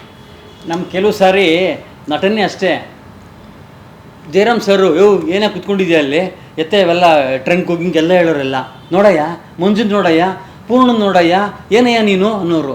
ನಿಜವಲ್ಲ, ನನಗೆ ಇವರೆಲ್ಲ ಮಂಜು ಇವರೆಲ್ಲ ಮಾತ್ರ ಎಲ್ಲ ಪಾತ್ರ ಮಾಡಿ ಪ್ರಾಪರ್ಟಿ ಎಲ್ಲ ಟೆಂಪೋಗೆ ತುಂಬಿ ಕಳಿಸೋರು ಇರೋರೆಲ್ಲ. ಅವಾಗ ಹೂನಪ್ಪ ನಾವು ಮಾಡ್ಬೇಕು ಇವೆಲ್ಲ, ಅವೆಲ್ಲ ಭಾಳ ಮಾಡಿದ್ದಾರೆ ಇವರೆಲ್ಲ. ಎಕ್ಸಾಂಪಲ್ ನೋಡಿ ಮನೇಲೂ ಬರ್ತಿತ್ತು ಎಕ್ಸಾಂಪಲ್ಸ್ ನಮಗೆ. ನೋಡಿದ್ಯಾ, ಮೇನ್ ಪಾತ್ರನೂ ಮಾಡ್ತಾರೆ, ಆಮೇಲೆ ಬಂದು ಸ್ಟೇಜು ಕ್ಲಿಯರ್ ಮಾಡ್ತಾರೆ, ಆಮೇಲೆ ತಗೋ ಸೆಟ್ಟು ಎತ್ತಾಕ್ತಾರೆ, ಅದನ್ನ ನೋಡಿ ಕಲಿಬೇಕು ಅಂತ ಮನೇಲಿ. ಮನುಷ್ಯ ಇವರೆಲ್ಲ ನಾನು ಅವಾಗ ಗೊತ್ತಾಗಿದ್ದು, ಜಯರಾಮ್ ಹೇಳ ಮೇಲೆ ಓಕೆ ನೋಡಿ ಅವೆಲ್ಲ ಕುತ್ಕೊಂಡ್ಬಿಟ್ಟಿದ್ಯಾ ಹಂಗೆ. ಅಂದರೆ ನಮ್ಮ ಯೂತ್ನ ನಾವು ಹೇಳಬೇಕು ಅಂದರೆ, ನಮ್ಮ ಯೂತ್ನ ನಾವು ಬೆನಕಾಗಿ ಏನು ಕೊಟ್ವಿ, ಬೆನಕಾಗಿ ಏನು ಯೂಸ್ ಆಯಿತು, ಅದರ 10ರಷ್ಟು ನಮಗೆ ಆ ಒಂದು ವಯಸ್ಸಲ್ಲಿ ಬೆನಕಾಯಿಂದ ಬೆನಿಫಿಟ್ ಸಿಕ್ತು. ಅದಕ್ಕೆ ಏನು ಸಾಧ್ಯವಾದಷ್ಟು ನಾವು ಅದನ್ನ ಆ ಋಣ ಕಂಪ್ಲೀಟಾಗಿ ತೀರ್ಸೋಕ್ಕಾಗಲ್ಲ. ಅದೊಂಥರ ತಾಯಿ ಋಣದ ಥರ ತೀರ್ಸೋಕ್ಕಾಗಲ್ಲ, ನಡೆಸ್ಕೊಂಡು ಹೋಗ್ತಿದ್ದೀವಿ. ಸೊ ಹೀಗೆ ಹೈವದನ ಮಾಡ್ತಾ ಬಂದ್ವಿ. ಎಲ್ಲೋ ಯಾವುದೋ ಒಂದು ಸಂದರ್ಭದಲ್ಲಿ ಕಾರಣಾಂತರಗಳಿಂದ ಅನನ್ಯ ಮಾಡೋಕ್ಕಾಗಲಿಲ್ಲ. ಅನನ್ಯ ಪದ್ಮಿನಿ ಪಾತ್ರ ಮಾಡ್ತಿದ್ಲು, ಅನನ್ಯ ಕಾಸರವಳ್ಳಿ. ಸೊ ಅವಳು ಮಾಡೋಕ್ಕಾಗದೇ ಇರೋ ಕಾರಣ, ಬೇರೆ ಯಾರಪ್ಪ ಈ ನಾಟಕ ನಿಂತೋಗುತ್ತಾ ಅಂತ ಅನ್ನುವಾಗ ನಮಗೆ ಭರಣ ಸರ್ ಇಲ್ಲ ವಿದ್ಯನ್ ಕೆಲ್ ಮಾಡ್ಸೋಣ. ಬಟ್ ವಿದ್ಯಾ ಅದಕ್ಕಿಂತ ಮುಂಚೆ ಜೋಕುಮಾರ್ ಸ್ವಾಮಿ ಜೋಕುಮಾರ್ ಕರ್ಕೊಂಡ್ಬಂದಿದ್ದೆ. ಶೋಭಾ ಆಂಟಿ ಅವರು ಮಾಡೋಕ್ಕಾಗಲ್ಲ ಅಂತ ಏನೋ ಆದಾಗ, ಮತ್ತು ಅಫ್ಕೋರ್ಸ್ ಈ ಬಸನಿಂಗೂ ಅವ್ರತಿಗೂ ಭಾಳ ಏಜ್ ಡಿಫ್ರೆನ್ಸ್ ಕಾಣಿಸುತ್ತೆ, ಹಂಗೆಲ್ಲ ಕೆಲವು ಮಾತಿತ್ತು. ಆಮೇಲೆ ಶೋಭಾ ಆಂಟಿನೂ ಏನೋ ಕಾರಣಗಳಿಗೆ ಮಾಡೋಕ್ಕಾಗಲಿಲ್ಲ ಅಂದಾಗ ಆವತ್ತು ನೆನಪಿದೆ. ಅದಕ್ಕೆ ಒಂದಷ್ಟು 4-5 ವರ್ಷದ ಹಿಂದೆ ಒಂದು ಯಾವುದೋ ಸಿನಿಮಾ ಮಾಡಿದ್ವಿ ನಾನು ವಿದ್ಯಾ ಜೊತೆಗೆ. ಆವಾಗ ವಿದ್ಯಾ ಅವ್ರು ಕೇಳಿದರು, ನೀವು ನಾಟಕ ಎಲ್ಲ ಮಾಡ್ತೀರಾ, ಯಾವುದನ್ನ ಇದ್ರೆ ಹೇಳಿ ಅಂತೇನೋ ಹೇಳಿದ್ರು ಅಷ್ಟೇ. ಅದಾದಮೇಲೆ ಹಿಂಗೇನೋ ಬೇಕು ಅಂದಾಗ ನಾನು ಪೂರ್ಣ ಚರ್ಚೆ ಮಾಡಿ, ಅವತ್ತು ಜಯನಗರ ಗಣೇಶನ ದೇವಸ್ಥಾನದಲ್ಲಿ ವಿದ್ಯಾ ಅವ್ರದ್ದು ಡ್ಯಾನ್ಸ್ ಪ್ರೋಗ್ರಾಮ್ ಇತ್ತು. ರಾತ್ರಿ 10 ಗಂಟೆಗೆ ನಾನು ಪೂರ್ಣ ಅಲ್ಲಿ ಹೋಗಿ ಅವ್ರ ತಾಯಿ ಹತ್ರ ಮಾತಾಡಿ ಹಿಂಗೆ ಬೇಕು ಅಂತ ಹೇಳಿದಾಗ, ಆವತ್ತಿಂದ ವಿದ್ಯಾ ವೆಂಕಟರಾಮ್ ಅವರು ನಮ್ಮ ಬೆನಕಾಗಿ ಎಂಟ್ರಿ. ಸೊ ಜೋಕುಮಾರ್ ಸ್ವಾಮಿದಲ್ಲಿ ಅವರು ಗೌಡ್ತಿ ಪಾತ್ರ ಮಾಡ್ತಿದ್ರು. ಆಮೇಲೆ ಹೈವದನದಲ್ಲೂ ಪದ್ಮಿನಿ ಪಾತ್ರ ಮಾಡಿದ್ರು. ಗೋಕುಲದಲ್ಲಿ ಅವರ ಒಟ್ಟಾರೆ ಅವರ ಇದು ತುಂಬ ದೊಡ್ಡದು, ಅವರ ದುಡಿಮೆ ಅಂತ ಯಾಕೆ ಹೇಳಬೇಕು ಅಂದರೆ, it was totally ballet. So ಡ್ಯಾನ್ಸಿನ ಇದು ಪೂರ್ತಿ ಇದ್ದಿದ್ದು. ಅವರು ಒಬ್ಬ ಡ್ಯಾನ್ಸರ್ ಆದ್ದರಿಂದ ನಮ್ಮೆಲ್ರಿಗೂ ಅವ್ರಿಗೆ ಕ್ಲಾಸಿಕಲ್ ಡ್ಯಾನ್ಸ್ ತುಂಬ ಚೆನ್ನಾಗಿ ಗೊತ್ತಿದ್ದರಿಂದ ನಮ್ಮೆಲ್ರಿಗೂ ಒಂದು ಅದು ಇನ್ಫ್ಯಾಕ್ಟ್ ಅದರಲ್ಲಿ ನಮ್ಮ ಗೋಕುಲದಲ್ಲಿ ಈ ಗೊಲ್ಲರದಾಗ್ಬೋದು ಅಥವಾ ಗೊಲ್ಲತೀರಾಗ್ಬೋದು ಅದರದ್ದೆಲ್ಲವನ್ನು ಆಲ್ಮೋಸ್ಟ್ ರೀಕಂಪೋಸಿಷನ್ ಮಾಡಿದ್ದು ಅವಳೆ ವಿದ್ಯಾನೆ. ಆ ಕೊರಿಯೋಗ್ರಫಿಯಿಂದ ಹಿಡಿದು ಪ್ರತಿಯೊಂದನ್ನು ಎಂಟ್ರಿ ಎಕ್ಸಿಟ್ಟು ಹೀಗೆ ಬರೋಣ ಹೀಗೆ ಮಾಡೋಣ ಅಂತ ಹೊಸ ಸ್ಟೆಪ್ಸ್ಗಳನ್ನು ಅಲ್ಲಿಗೆ ತಂದವಳು, ಇಂಟ್ರೊಡ್ಯೂಸ್ ಮಾಡಿದವಳು ವಿದ್ಯಾ. ಆ್ಯಂಡ್ ಹೈವದನ ಒಂದು ವಿಷಯ ಹೇಳಲೇಬೇಕು, ಅವಳನ್ನು ನಾವು ಅಂದ್ಕೊಂಬಿಟ್ವಿ ಭರಣಾಸುರ ಹೇಳಿದ್ರೆ ವಿದ್ಯಾ ಮಾಡ್ತಾಳೆ, ಮಾಡಿಸಿ ಅವಳ ಕೈಲಿ ಪದ್ಮಿನಿ ಪಾತ್ರ ಅಂತ. ಬಟ್ ಅವಳಿಗೂ ಒಂದು ಭಯ ಇತ್ತು, ನಮಗೂ ಒಂದು ಭಯ ಇತ್ತು. ಯಾಕಂದರೆ ನಮಗೆ ಅನನ್ಯನ ಬಿಟ್ಟು ಬೇರೆ ಯಾರನ್ನೂ ಆ ಒಂದು ಪದ್ಮಿನಿ ಪಾತ್ರಕ್ಕೆ ನಾವು ಊಹಿಸ್ಕೊಂಡು ಇರಲಿಲ್ಲ, ಅಥವಾ ಯಾರೋ ಒಂದು ದಿವಸ ಬೇರೆ ಯಾರೋ ಬರ್ತಾರೆ ಪಾತ್ರಕ್ಕೆ ಅಂದ್ಕೊಂಡೇ ಇರಲಿಲ್ಲ ನಾವು. ಸೊ ಅಲ್ಲಿ ಇವಳು ಬಂದಾಗ ಅವಳಿಗೂ ರಿಹರ್ಸಲ್ ಬೇಕು ಅಂತ. ಆ ಟೈಮಲ್ಲಿ ನಿಜವಾಗ್ಲೂ ಹೇಳ್ತೀನಿ, ನಾನು ಬ್ಯುಸಿ, ಮಂಜುನೂ ಬ್ಯುಸಿ, ಅವಳಿಗೆ ಟೈಮ್ ಕೊಡೋಕ್ಕಾಗ್ತಿರಲಿಲ್ಲ ನಾವು. ಆ್ಯಂಡ್ ಮಿಕ್ಕಿದವ್ರು ಯಾರು ಅವಾಗೆಲ್ಲರೂ ತುಂಬ ಅವ್ರವ್ರ ಕೆರಿಯರ್ಗಳಲ್ಲಿ ಬ್ಯುಸಿ ಇದ್ದಿದ್ದರಿಂದ ಬಹುಶಃ ರಿಹರ್ಸಲ್ಗೆ ನಾವು ಹೆಚ್ಚು ಸೇರ್ತಾ ಇರಲಿಲ್ಲ. ಹಾಗಾಗಿ ಅವಳು ವಿದ್ಯೆ ಕೇಳ್ಕೊಳ್ಳೋಳು ಇನ್ಫ್ಯಾಕ್ಟು. ಆ್ಯಂಡ್ ನಾನು ಮಂಜು ಅವ್ರ ಮನೆಗೆ ರಾತ್ರಿ ಹೋಗಿ ರಿಹರ್ಸಲ್ ಮಾಡಿದ ನೆನಪಿದೆ. ಆವಾಗ ಮೈಕೋ ಮಂಜು ಇನ್ನೂ ಮೈಕೋದಲ್ಲಿ ಕೆಲಸ ಮಾಡ್ತಿದ್ರು. ಮೈಕೋದಿಂದ ಅವ್ರು ಹೆಂಗೆ ಅಂದರೆ ಬೆಳಗ್ಗೆ ಶೂಟಿಂಗ್ ಮಾಡೋನು ಮಂಜು, ಮತ್ತು ಸಂಜೆ ರಿಹರ್ಸಲ್ಗೆ ಬರೋನು, ಮತ್ತೆ ರಾತ್ರಿ ಹೋಗಿ ಮೈಕೋದಲ್ಲಿ ನೈಟ್ ಶಿಫ್ಟ್ ಮಾಡೋನು, ಮತ್ತೆ ನೆಕ್ಸ್ಟ್ ಡೇ ಬೆಳಗ್ಗೆ ಶೂಟಿಂಗ್ ಹೋಗೋನು. ಯಾವಾಗ ಮಲಗ್ತಿದ್ನೋ ಗೊತ್ತಿಲ್ಲ. ಎಷ್ಟೋ ಸಲ ಹೆಂಗಾಗಿದೆ ಅಂದರೆ, ನಾನು ವಿದ್ಯಾ ಮಂಜು ಅವ್ರ ಮನೆಯಲ್ಲಿ ವಿದ್ಯನ ಮನೇಲಿ ಸೇರ್ತಿದ್ವಿ JP ನಗರದಲ್ಲಿ. ಅಲ್ಲಿ ರಿಹರ್ಸಲ್ ಮಾಡುವಾಗ ಡೈಲಾಗ್ ಹೇಳ್ತಾ ಹಂಗೆ ಮಲಗಿಬಿಟ್ರು ನಮ್ಮ ಮಂಜು. ಅವನು ಎಬ್ಬಿಸ್ಬೇಕು, ಚಿನ್ನ ನಿಂದೆ ಡೈಲಾಗು ಅಂತ. ಆ ಲೆವೆಲ್ಲಿಗೆ ಎಬ್ಬಿಸ್ಕೊಂಡು ರಿಹರ್ಸಲ್ ಎಲ್ಲ ಮಾಡಿದ್ದೀವಿ. ಈ ಥರದ ಒಂದು ಇನ್ವಾಲ್ವ್ಮೆಂಟು ವಿದ್ಯಾ ಇತ್ತು. ಆ್ಯಂಡ್ ವಿದ್ಯಾ ಇಲ್ಲಿಗೆ ಅಂದರೆ ಈ ಒಂದು ಬೆನಕಾಗೆ ಬಂದ ಮೇಲೆ ಬಹುಶಃ ಎಲ್ಲೋ ಒಂದು ಕಡೆ ಹೆಣ್ಣು ಮಕ್ಕಳಿಗೆ ಒಂದು ಎನರ್ಜಿ ಬಂತು. ಆ್ಯಂಡ್ ಹೆಣ್ಮಕ್ಳು ಜಾಸ್ತಿ ಬರೋಕ್ಕೆ ಶುರು ಆಯ್ತು. ಶೀ ಸ್ಟುಡ್ ಬೆನಕಾಗೆ ಅಂದರೆ ಅವಳು ಒಂದು ಪಿಲ್ಲರ್ ಆದರೂ ಅಂತ ಹೇಳ್ಬೋದು Vidya. She work hard, complete dedication. ಯಾಕಂದರೆ ಗೋಕುಲ ಆದಮೇಲಂತೂ ವಿದ್ಯಾ 3 ನಾಟಕ, ಜೋಕುಮಾರ, ಹೈವದ್ನ, ಗೋಕುಲ 3ರಲ್ಲೂ ಮೇಜರ್ ಪಾತ್ರಗಳು. ಸೊ ಅದಲ್ಲದೆ ಗೋಕುಲ ಆದಮೇಲೆ ನಮ್ಮ ಬೆನಕಾದಲ್ಲಿ ಬೇರೆ ಅಂದರೆ ಅಡ್ಮಿನಿಸ್ಟ್ರೇಷನ್ ಆ ಇದರಲ್ಲಿ ಒಂದಷ್ಟು ಬದಲಾವಣೆಗಳು ಶುರು ಆಯಿತು. ಅಲ್ಲಿವರೆಗೂ ಎಲೆಕ್ಷನ್ ಆಗಲಿ, ಪ್ರೆಸಿಡೆಂಟು, ಒಂದೊಂದು ಕಮಿಟಿ, ಆರ್ಗನೈಸಿಂಗ್ ಕಮಿಟಿ ಆ ಥರದ್ದೆಲ್ಲ ಇರಲಿಲ್ಲ. ಬಟ್ ಅಲ್ಲಿದ್ದ ಅವಶ್ಯಕತೆ ಬಿತ್ತು ಹಲವಾರು ಕಾರಣಗಳಿಗೆ.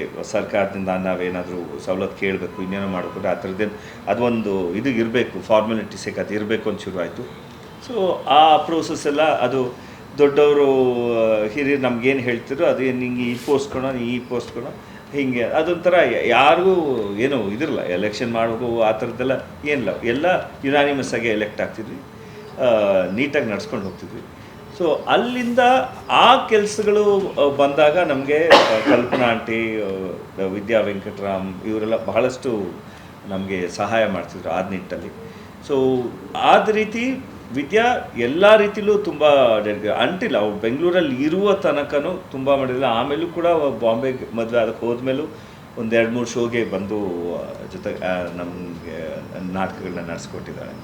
ಸೊ ಶಿ ಹ್ಯಾಸ್ ಗಿವನ್ ತುಂಬ ಬೆನಕಾಗಿ ಅದೊಂದು ತುಂಬ ಒಂದು ಇದನ್ನು ಕೊಟ್ಟು ಸೇವೆ ಮಾಡ್ಕೋಗಿದ್ದಾಳೆ.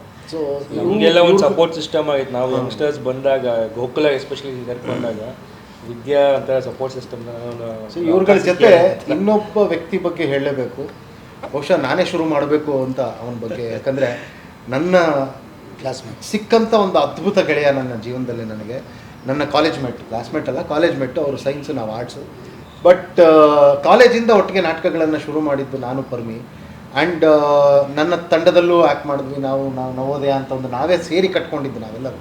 ಗಿರಿನೂ ಆ್ಯಕ್ಟ್ ಮಾಡಿದ್ದಾನೆ, ಪರ್ಮಿ ಇದ್ದ, ನಾವೆಲ್ಲ ಸೇರಿ ಒಟ್ಟಿಗೆ ಒಂದು ತಂಡ ಮಾಡ್ಕೊಂಡ್ವಿ. ಬಿಕಾಸ್ ಕಾಲೇಜಿಂದ ಆಚೆ ಬಂದ ಮೇಲೆ ಆ ನಾಟಕಗಳು ಬಿಡಬಾರ್ದು, ನಾವು ಕಾಲೇಜಲ್ಲಿ ಮಾಡಿದಂಥ ನಾಟಕಗಳನ್ನ ಬಿಡಬಾರ್ದು, ಅದನ್ನು ಮತ್ತೆ ಕಟ್ಕೊಂಡು ಹೋಗೋಣ ಆ ನಾಟಕನ ಅಂತ ಒಂದು ತಂಡ ಮಾಡ್ಕೊಂಡ್ವಿ. ಅಲ್ಲಿಂದ ಬೆನಕಾಗೆ ಬಂದಂಥ ಪರ್ಮಿ ನಿಜವಾಗ್ಲೂ ಬೆನಕಾಗಿ ಇಷ್ಟು ದೊಡ್ಡ ಅಸೆಟ್ ಆಗ್ತಾನೆ ಅಂತ ಅವತ್ತು ನನಗೆ ಅನಿಸಿರಲಿಲ್ಲ. ಬೆನಕಾಗಿ ಅವನು ಮಾಡಿದಂಥ ಕೆಲಸಗಳು ನಿಜವಾಗ್ಲೂ ಬಹುಶಃ ಸತ್ಯ ಚೆನ್ನಾಗಿ ಮಾತಾಡ್ಬೋದು ಇದ್ರ ಬಗ್ಗೆ ನನಗಿಂತ. ಯಾಕಂದರೆ ಅವನು ಎಲ್ಲವೂ ಮಾಡ್ತಿದ್ದ. ಅವನನ್ನು ಲೈಟಿಂಗು, ಅಫ್ಕೋರ್ಸ್ ಲೈಟಿಂಗು ಮತ್ತು ಬ್ಯಾಕ್ ಸ್ಟೇಜ್ ಅವನ ಸ್ಟ್ರೆಂತು. ಪರ್ಮಿಯ ಸ್ಟ್ರೆಂತ್ ಇದ್ದಿದ್ದು ಬ್ಯಾಕ್ ಸ್ಟೇಜು. ಆದರೆ ಆ್ಯಕ್ಟಿಂಗು ಮಾಡೋನು ಆಶ್ಚರ್ಯಪಡಿಸೋನು ನಮಗೆಲ್ಲ. ಆ್ಯಕ್ಟಿಂಗ್ ಮಾಡಿ ಅವಾಗ ಒಂದೊಂದು ಪಾತ್ರ ಮಾಡೋನು ಬಂದು ಆಶ್ಚರ್ಯಪಡಿಸೋನು. ಯಾವುದೋ ಒಂದು ಶೋನಲ್ಲಿ ಕಿರಿ ಇರಲಿಲ್ಲ, ಅಕ್ರೂರನ್ನು ಮಾಡ್ದ ಅವನು. ಸೊ ಭಾಳ ವಿಶಾಖಪಟ್ಟಣದಲ್ಲಿ ಹಾಗಾಗಿ ಪರ್ಮಿ ಅನ್ನೋ ಒಂದು ಏನೋ ಒಂದು ಕ್ಯಾರೆಕ್ಟರ್ ಇದೆ, ಅದು ಬೆನಕಾಗಿ ಇಷ್ಟು ದೊಡ್ಡ ಅಸೆಟ್ ಆಯಿತು. ಅದ್ರ ಬಗ್ಗೆ ಪರ್ಮಿ ಬಗ್ಗೆ ಒಂದು ವಿಷಯ ಹೇಳಬೇಕು ಅಂತ ಹೇಳಿದ್ರೆ, ನಾವು ಮೇಲ್ಕೋಟೆಯಲ್ಲಿ ಒಂದು ಗೋಕುಲ ನಿರ್ಗಮ ನಾಟಕ ಮಾಡಕ್ಕೆ ಹೋದಾಗ ನಾಟಕ ಮಾಡೋಣ ಅಂತ ಹೋದ್ವಿ, ಎಲ್ಲ ಎಂಟ್ರಾದ್ವಿ, ಸ್ಟೇಜು ಓಪನ್ ಏರ್ ಬೇರೆ ಇದ್ವಿ. ಅಲ್ಲೋಗಿ ನೋಡ್ತೀವಿ ಏನೂ ಇಲ್ಲ, ಅಂದರೆ ಒಂದು ಬರೀ ಒಂದು ಸಿಮೆಂಟ್ ಕಟ್ಟೆ ಇದೆ, ಅದು ಬಿಟ್ಟರೆ ಬೇರೆ ಏನೂ ಇಲ್ಲ. ಹೋಗಿ ರೀಚ್ ಆಗಿದೆ ನಾವು ಆಲ್ಮೋಸ್ಟ್ ಮಧ್ಯಾಹ್ನ ಆಗಿತ್ತು. ಸಂಜೆ ಶೋ ಮಾಡಬೇಕು, ಏನು ಮಾಡೋದು ನೋಡ್ತಿರ್ಬೇಕಾದ್ರೆ ಪರ್ಮಿ ಬಂದ. ಏನು ಪರ್ಮಿ ಹೆಂಗೆ ಮಾಡೋದು ಅಂತ ನಾವು ಅಪ್ಪ ಬಂದರು, ಹಾಂ ರೆಡಿ ಮಾಡಿಬಿಡಿ, ಒಂದು 3 ವಿಂಗ್ ಈ ಕಡೆ, ಒಂದು 3 ವಿಂಗ್, ಯಾಕೆ ಗೋಕುಲಕ್ಕೆ ಬೇಕಲ್ಲ ವಿಂಗ್ಸು ತಕ್ಕ ಅಂತ. ಇದು ಹೆಂಗೆ ಮಾಡೋದು ಯೋಚನೆ ಮಾಡ್ತೀವಿ. ಪರ್ಮಿ ಬಂದ, ಒಂದು ಏಣಿ ತೊಗೊಂಬಂದ, ಇದು ಕಟ್ಟಿಬಿಟ್ಟು ಲಿಟ್ರಲಿ ಅಲ್ಲಿ ಒಂದು ಎಂಟೈರ್ ಥಿಯೇಟ್ರಿಕಲ್ ಸ್ಟೇಜ್ ರೆಡಿ ಮಾಡಿ, ಒಂದು ವಿಂಗ್ಸ್ ರೆಡಿ ಮಾಡಿ, ಅದನ್ನು ಶೋ ಇನ್ನೇನು ಶುರು ಆಗಕ್ಕೆ ಒಂದು 5 ನಿಮಿಷ ಮುಂಚೆ ರೆಡಿ ಆಯಿತು, ಆಮೇಲೆ ಶೋ ಮಾಡಿದ್ದು. ಸೊ ಅದು ಪರ್ಮಿ ಸ್ಟ್ರೆಂತು. ನಾವು ಒಂದು ಜಾಗದಲ್ಲಿ ನಾನು ಕೂಡ ಯೋಚನೆ ಮಾಡ್ತಿದ್ವಿ, ಅಲ್ಲೋ ಕಟ್ಬೇಕಾ ದಾರ, ಹೆಂಗೋ ಕಟ್ಟೋದು ಅಂತ ಹಿಂಗೆ ನೋಡ್ಬಿಟ್ಟು ನೋಡಿ ಪರ್ಮಿ ಆಲ್ರೆಡಿ ಮೇಲೆ ಕಟ್ತಾ ಇದೀನಲ್ಲ, ಕಟ್ಟಿ ಬೇಗ ಅಂತ ಆಯ್ತಪ್ಪ.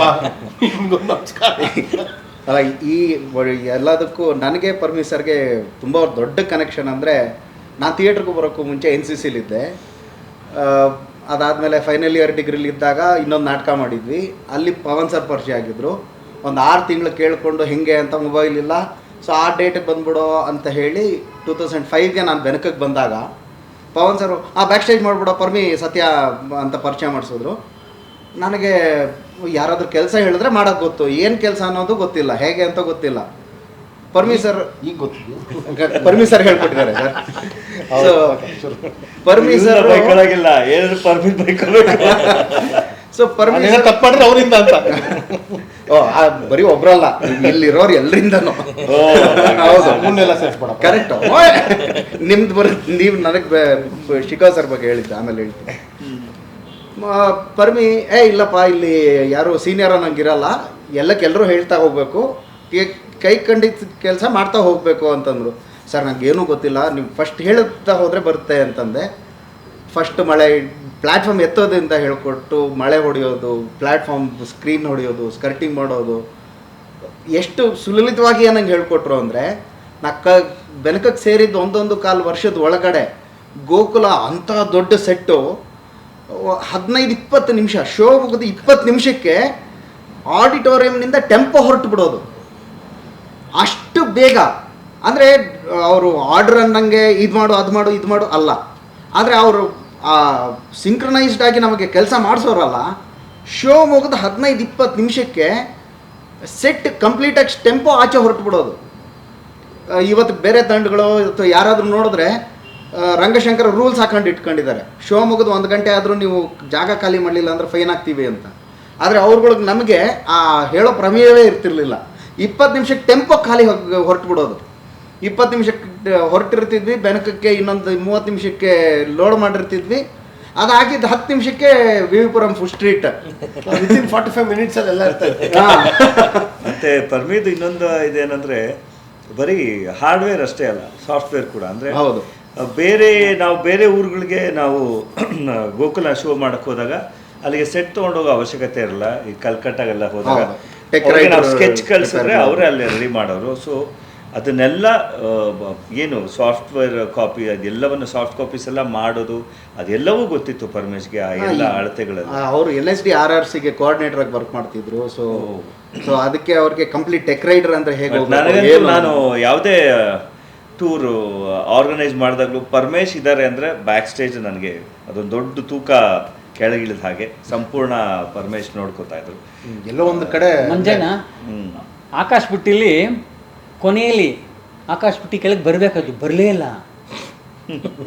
ಆಮೇಲೆ ಎಲ್ಲ ಇಲ್ಲ ಪರ್ಮಿ ಹೋಗಿ ಏನು ಕೆಳಗೆ ಬರ್ಸ್ತಾ ಅದನ್ನ ಆಕಾಶ್ ಬುಟ್ಟಿನ ಅಷ್ಟೆಲ್ಲ ಮಾಡಿದವು. ಶೋ ಟೈಮ್ನಲ್ಲಿ ಕ್ಯಾಟ್ ವಾಕ್ಗೆ ಹೋಗಿ ಒಟ್ಟಾರೆ ಅಂದ್ರೆ ಪರ್ಮಿ ಅನ್ನೋದು ಸ್ಟ್ರೆಂತ್ ಹೆಂಗಿತ್ತು ಅಂದರೆ, ಒಂದು ಲೆವೆಲ್ಗೆ ಮಂಜು ಹೇಳಿದಾಗೆ ನಾನು ಮಂಜು ಅಪ್ಪ ಇನ್ನು ಸದ್ಯಕ್ಕೆ ಸ್ವಲ್ಪ ದಿವಸಗಳ ಮಟ್ಟಿಗೆ ನಾವು ಬ್ಯಾಕ್ ಸ್ಟೇಜ್ ಬಗ್ಗೆ ತಲೆ ಕೆಡಿಸ್ಕೊಳ್ಳೋಷ್ಟಿಲ್ಲ, ಬರೀ ಆ್ಯಕ್ಟಿಂಗ್ ಮಾಡೋಣ ಗುರು ಈಗ ಅಂತ ಅಂದ್ಕೊಂಡು ಅಂದರೆ ತುಂಬ ನಮಗೆ ಬ್ಯಾಕ್ ಸ್ಟೇಜು ಮಾಡಿ ಇದನ್ನು ಮಾಡೋದು ಹೆವಿ ಆಗ್ತಿದ್ದ ಕಾಲದಲ್ಲಿ ಅವನು ಬಂದ.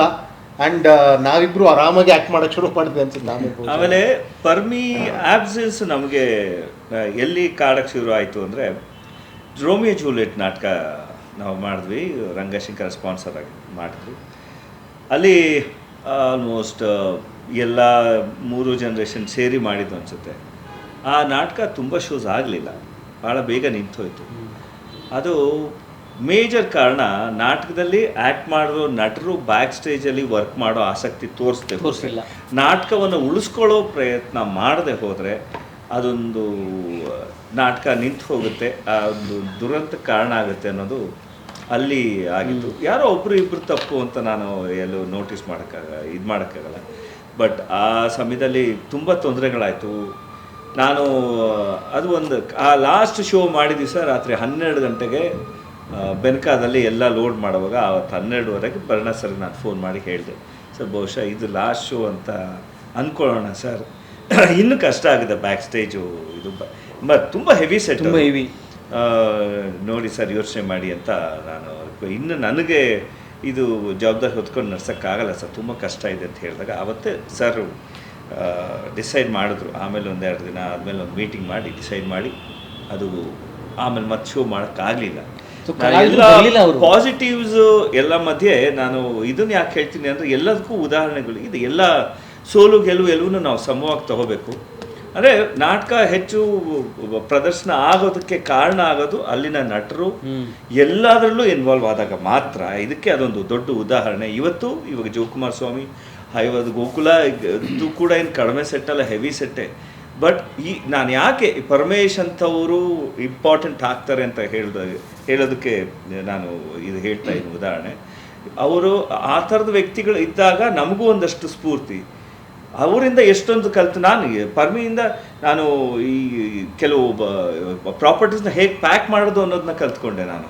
ಅದಕ್ಕೆ ನಮ್ಮ ಮಂಜು, ಯಾರು ನಮ್ಮ ಆಟೋಮೆಟಿಕ್ ಮಂಜು ಏನು, ಅವನು ಕೂಡ ತುಂಬ ಉಗ್ರಂ ಮಂಜು, ಅವನು ಕೂಡ ಪರ್ಮಿಗೆ ತುಂಬ ಚೆನ್ನಾಗಿ ಸಾಥ್ ಕೊಡ್ತಿದ್ದ. ಅವರಿಬ್ಬರು ಅದೆಲ್ಲ ಪ್ಯಾಕಿಂಗ್ ಎಲ್ಲ ತುಂಬ ಚೆನ್ನಾಗಿ ಮಾಡ್ತಿದ್ರು ಎಲ್ಲರೂ ನಾವು ಔಟ್ಡೋರ್ ಹೋಗಬೇಕಾದ್ರೆ. ಸೊ ಆ ಥರದ್ದೆಲ್ಲ ನಾನು ತುಂಬ ರೋಮಿಯೋ ಜೂಲಿಯೆಟ್ ಪ್ರಯತ್ನ ಪಟ್ಟೆ. ಅಲ್ಲ ಅಂಥ ಸಹಕಾರ ಸಿಗದೇ ಇದ್ದಾಗ ಆ ನಾಟಕ ನಿಂತೋಯ್ತು, ಹೆಚ್ಚು ಪ್ರದರ್ಶನ ಆಗೋಕ್ಕಾಗಲಿಲ್ಲ. ಇದು ನಾನು ಹೇಳೋದು, ಅದೇ ಐ ಮಿಸ್ ಪರಮೇಶ್ನ ನಾನು ಅಲ್ಲಿ ತುಂಬ ಮಿಸ್ ಮಾಡ್ಕೊಂಡೆ. ಏನೋ ಕಾರಣಕ್ಕೆ ಒಟ್ಟು ಇದ್ರ ಟೈಮಲ್ಲಿ ಪರಮೇಶ್ ಬರೋಕ್ಕಾಗಲಿಲ್ಲ. ಸೊ ಈ ಥರದ್ದು ಕೂಡ ಅಂದರೆ ಒಬ್ಬ ವ್ಯಕ್ತಿಯ ಬೆಲೆ ನೋಡಿ ಹೆಂಗೆ ಕಾಣಿಸುತ್ತೆ ಅನ್ಸುತ್ತೆ, ದಟ್ ಈಸ್ ಪರಮೇಶ್. ಆ ಸಪೋರ್ಟ್ ಸಿಸ್ಟಮ್ನಲ್ಲಿ ಪರ್ಮೀಶ್ ಸರ್ ಬಗ್ಗೆ ಇವರು ಸಾಫ್ಟ್ವೇರ್ ಅಂದ್ರಲ್ಲ, ಆ್ಯಕ್ಚುಯಲ್ ಸಾಫ್ಟ್ವೇರ್ ಅಂದರೆ ಗೋಕುಲ ಫಸ್ಟ್ ಸ್ಟಾರ್ಟ್ ಮಾಡಿದಾಗ ಕ್ಯಾಸೆಟ್ ಇಟ್ಕೊಂಡು ಆಡಿಯೋ ನಡೀತಾ ಇತ್ತು. ಅದಾದಮೇಲೆ ಸಿ ಡಿ ಮಾಡಬೇಕು. ಕನ್ವರ್ಷನ್ ಯಾರು? ಪರ್ಮಿ. ನಾನು first 3GB format audio ready ಮಾಡ್ಕೊಂಡಿದ್ದು ಪರ್ಮೀಶ್ ಸರ್ ಮನೆಯಲ್ಲಿ.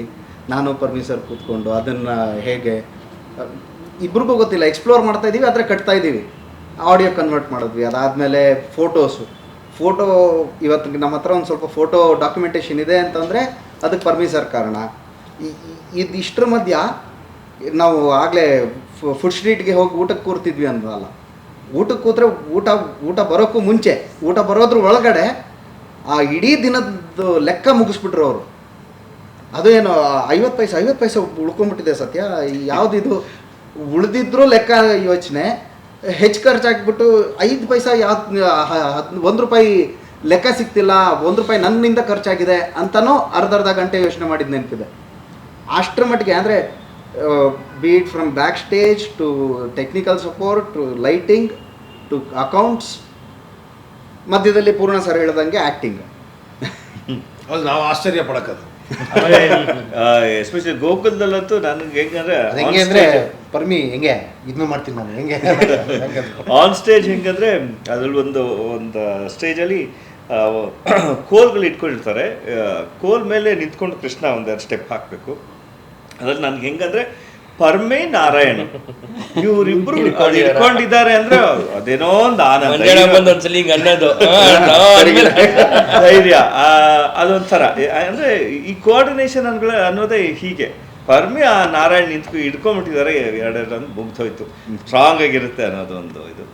ಸೊ ಹಾಗೆ ಇದಾದ ನಂತರ ನೆಕ್ಸ್ಟು ನಮಗೆ ಸುಮನ್, ಶೃಂಗ, ಇವ್ರುಗಳ ಸಪೋರ್ಟು ಅಷ್ಟೇ ಎನಾರ್ಮಸ್. ಅದೇ ಅದೊಂದು ಹೊಸ ಅಲೆ ಅವ್ರುಗಳು. ಇನ್ಫ್ಯಾಕ್ಟ್ ಹೇಳಬೇಕು ಅಂದರೆ ಆ ಇದರಲ್ಲಿ ಆ ಏಜ್ ಗ್ರೂಪಲ್ಲಿ ಸುಮನ ಮತ್ತು ಶೃಂಗ ಪನ್ನು ಇರ್ಬೋದು, ಇವ್ರುಗಳೆಲ್ಲರೂ ಇನ್ನೊಂದು ಎನರ್ಜಿ ತಂದರು. ಜೊತೆಗೆ ಅವ್ರಿಗೆ ಬ್ಯಾಕ್ ಸ್ಟೇಜಲ್ಲಿ ಹೆಲ್ಪ್ ಮಾಡ್ತಾ ಇದ್ದಿದ್ದು ಸತ್ಯ. ಇವ್ರುಗಳೆಲ್ಲರೂ ಈ ಸುಮಾರು ಜನದ ಹೆಸರಿದೆ, ಆ್ಯಕ್ಚುಲಿ ನಾನು ಮರ್ತುಬಿಟ್ಟಿದ್ದೀನಿ, ಅಂದರೆ ಮಿಸ್ ಆಗುತ್ತೆ ಇಲ್ಲಿ ಹೇಳೋಕ್ಕಾಗಲ್ಲ ಎಲ್ಲರ ಹೆಸರುಗಳು. ಬಟ್ ಮೇಜರ್ಲಿ ಸುಮನನ್ನ ಕಾಂಟ್ರಿಬ್ಯೂಷನ್ ಹೇಗಿತ್ತು ಅಂತಂದರೆ, ಗೋಕುಲಕ್ಕೆ ನಮಗೆ ರಿದಮಿಸ್ಟೇ ತುಂಬ ಇಂಪಾರ್ಟೆಂಟ್. ಗೋಕುಲ ರಿದಮ್ ಇಲ್ಲ ಅಂದರೆ, ಎಸ್ಪೆಷಲಿ ಬಲರಾಮನ ಪಾತ್ರ ಇರೋದೇ, ಬಲರಾಮನ ಡೈಲಾಗ್ ಅಂತ ಇರೋದು ನನಗೊಬ್ಬನಿಗೆ ಬಹುಶಃ ಅಲ್ಲಿ ಮಧ್ಯದಲ್ಲಿ ಸುಬಲ ಸುದಾಸ ಅಕ್ರೂರ್ ಅಂತ ಒಂದಷ್ಟು 2 ಡೈಲಾಗ್ ಏನಿದೆ. ಆ್ಯಂಡ್ ಅದು ಕೂಡ ಎಲ್ಲವೂ ರಿದಮಲ್ಲೇ ಹೇಳಬೇಕು ಡೈಲಾಗ್. ನಾವು ರಿದಮ್ ಮಿಸ್ ಆಯಿತು ಅಂದರೆ ಹೋಯ್ತು ನಮ್ಮ ಕತೆ. ಸೊ ರಿದಮಿಸ್ಟ್ ನಮಗೆ ಮೊದಲು ನುಡಿಸ್ತಾ ಇದ್ದು, ಆಮೇಲೆ ಸಿಗಲಿಲ್ಲ, ರಾಗು ನುಡಿಸ್ತಾ ಇದ್ರು. ಸೊ ರಿಹರ್ಸಲ್ ಆಗಬೇಕಾಗಿತ್ತು ಅವ್ರ ಜೊತೆಲಿ. ನಮಗೆ ಎಷ್ಟೋ ಶೋಗಳು ರಿಹರ್ಸಲ್ ಇಲ್ದಿರಾ ಏನಪ್ಪ ಮಾಡೋದು ಅಂದಾಗ ಸುಮನ ತಾನೇ ಹೋಗಿ ಕೂತ್ಕೊಂಡು ರಿದಮ್ ನುಡಿಸ್ತಾ. ಸೊ ಪ್ರತಿಯೊಂದಲ್ಲೂ ಅವ್ರವ್ರ ಬೇರೆ ಬೇರೆ, ಅಂದರೆ ಆ್ಯಕ್ಟ್ ಮಾಡೋಕ್ಕೆ ಅಂತ ಬಂದವನು ಅವನಿಗೆ ನನ್ನ ಇದು ಮಾಡಬಲ್ಲೆ ಅಂತ ಒಂದು ಇದು ಮಾಡಿಕೊಂಡು ಟ್ಯಾಲೆಂಟನ್ನು ಅವನಿಗೆ ಆಚೆ ತಂದ್ಕೊಂಡು ಅವನು ನುಡ್ಸೋಕ್ಕೆ ಶುರು ಮಾಡ್ದ. ಅವನದೇ ಒಂದು ಜಂಬೆ ಇಟ್ಕೊಂಡಿದ್ದ, ಅದನ್ನು ತೊಗೊಂಬಂದು ನುಡಿಸ್ತಾ ಇದ್ದ ಅವನು. ಆ್ಯಂಡ್ ಅದು ಅವಾಗ ನಮಗೆ ಸುಮಾರು ನುಡಿಸ್ತಿದ್ದಾನ, ಓಕೆ ನಾವು ಧೈರ್ಯವಾಗಿ